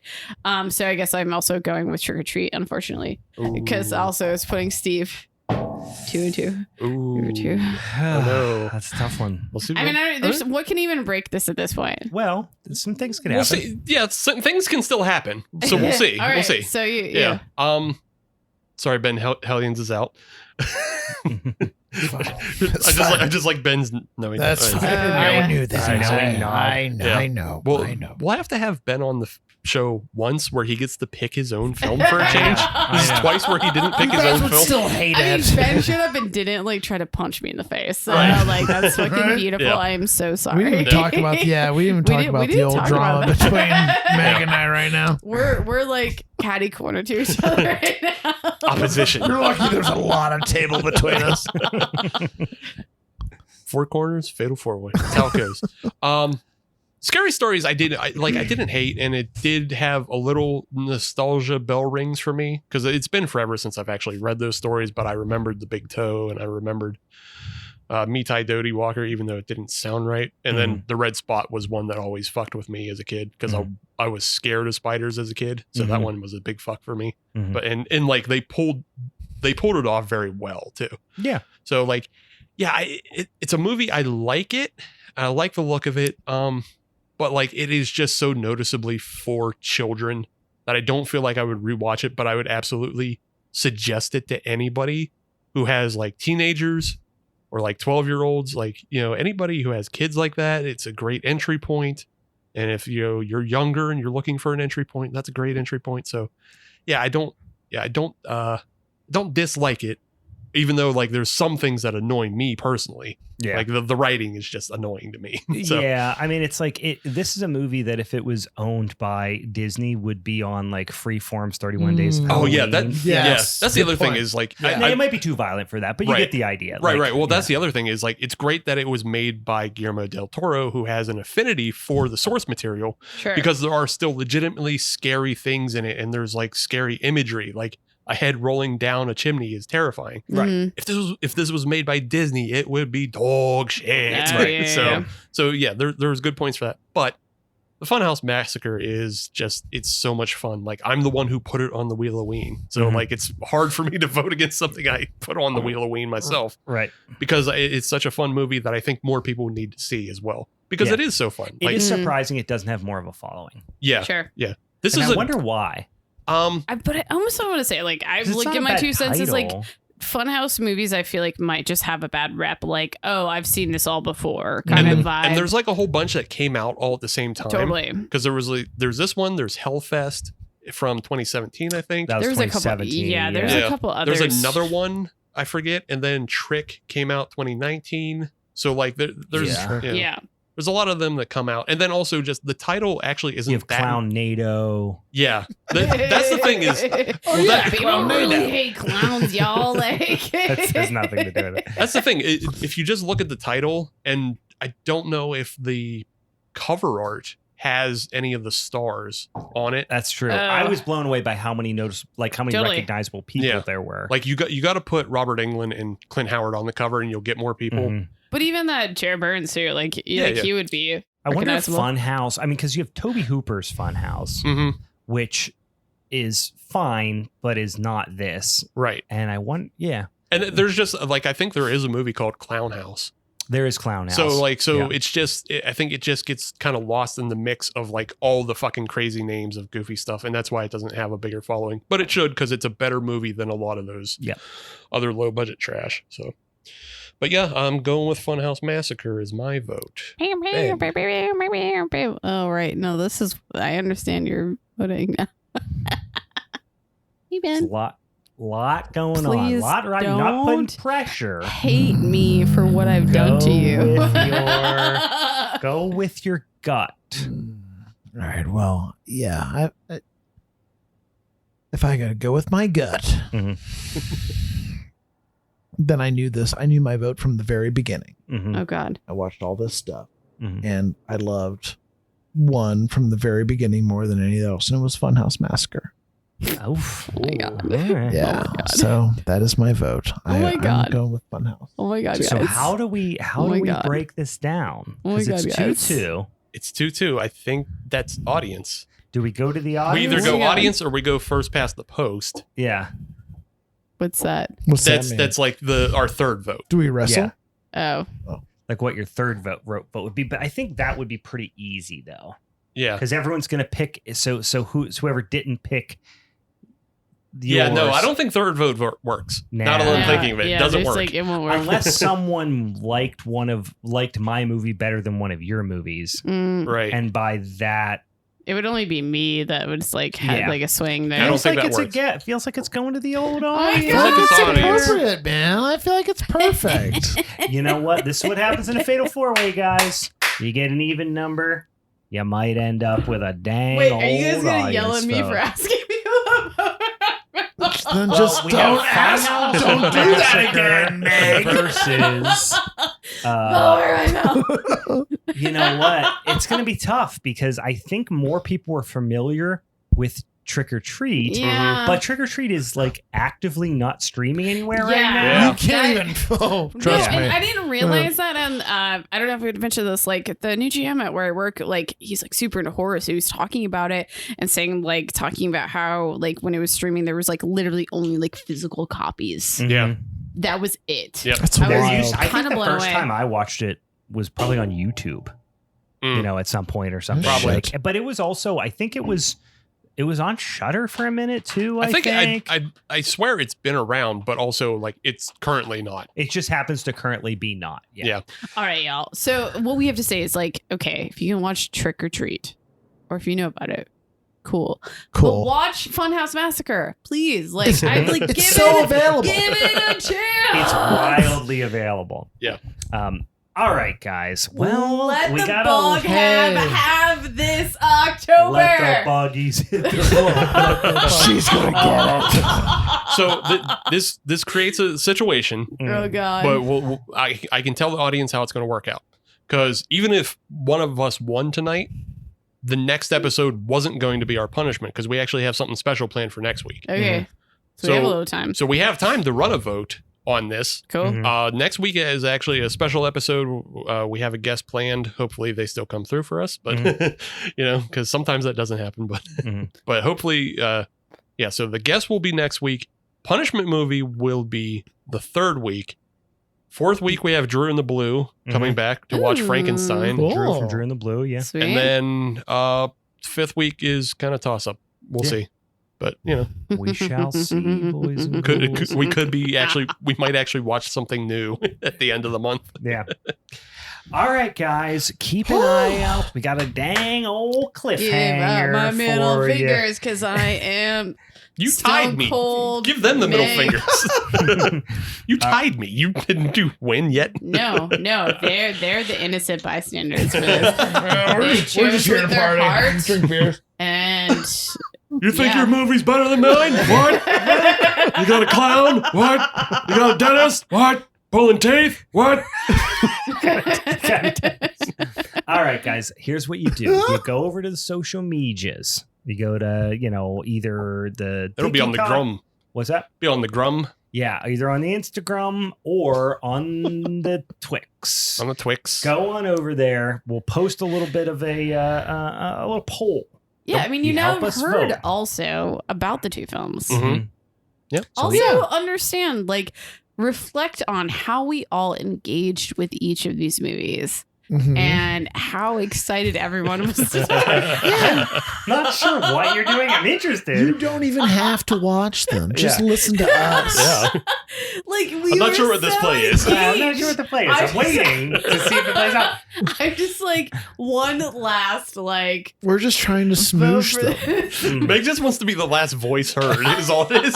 Yeah. He's like, if I'm last heard, maybe I win. No, I just want to put it in their head of how engaged you were in talking about my film, and then how you kind of just you talked to us, No, I gave everybody. I'm leaving. I'm going home right now. I had everybody enraptured to the point that we got into a long Jerry Lewis bit that made me go over time. I don't think that was it. I mean, All it was part a of good movie.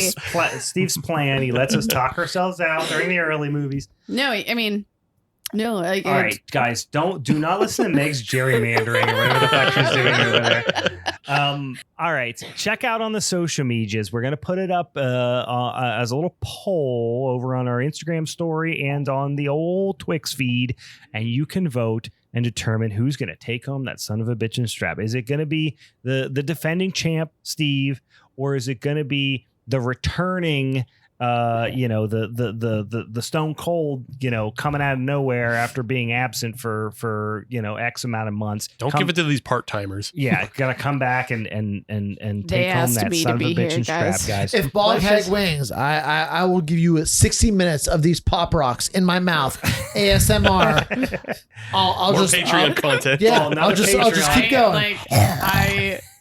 I don't see this as a bad thing. No, it's fine. It's just another perk. Ben aspirating pop rocks. Ben is Team Meg. Worth Let's it. be real. Why am I Team A? I shouldn't even be was Team gonna A. say, I don't even it's know. because there's going to be such at I some love point. that- I can't wait. There's I going to be just such a love that sick movie. heel I just- turn. I- at some point Like, where wait. they're arm in arm holding up the Balboa, and then Yeah, Ben's I going mean, to turn a for the win handshake. for me Stunner. is a win Bog for Hag till I Ben. die. I can't help And, it. a win for me is a win for Ben. Yeah. You know? How?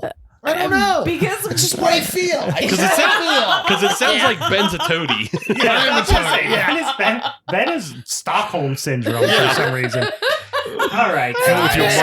Marty, There's still with your Marty Jannetty ass. you Marty Jannetty have an ass motherfucker. All right, guys. No, this is yeah. It's like you're on the stage. You're cutting a promo. All of a sudden, Shawn Michaels turns around, gives you the sweet chin music, just get up, you say, thank you, sir, may I have another. All right, guys. Like I said, go and help us decide, because that's going to determine what our fucking punishment movie is for later in this month, which is going to be a big deal. Also, just follow us on the social medias and check us out at patreon.com/Halloweenest Forever if you want to get some more spooky ooky content over there. Anything else I'm forgetting, guys? No, that's about it. Just one thing. Trick or Treat is also known as Ragman or Death at 33 RPMs in other markets. Okay. Oh, really? Yeah. Because, Halloween isn't a fucking thing in other parts of the world. So. Ragman. Okay. Are you talking about how people can find the film? Okay. Is it you're talking about how people can find the film? Yeah. Just another possible avenue to find it. If they can't find it under Trick or Treat, maybe search for Ragman or Death at 33 I was wondering where Ragman came from. Yeah, he's just really trying to plug his shit a little bit more. All right. All right, guys, we're taking this out in the yard. I've got some PVC pipe. We're going to wail on each other for a while. This one's for my gigolos and gigolettes.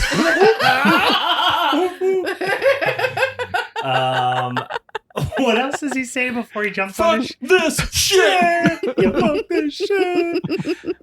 I'm about to do that on this table right now. All right. Through the Cheetos. For the Halloweenest Forever crew, I'm Brian. I'm Meg. I'm still champ. I'm Bigfoot Ben! Hey, see you later. Halloween spooky. Bye. Bye.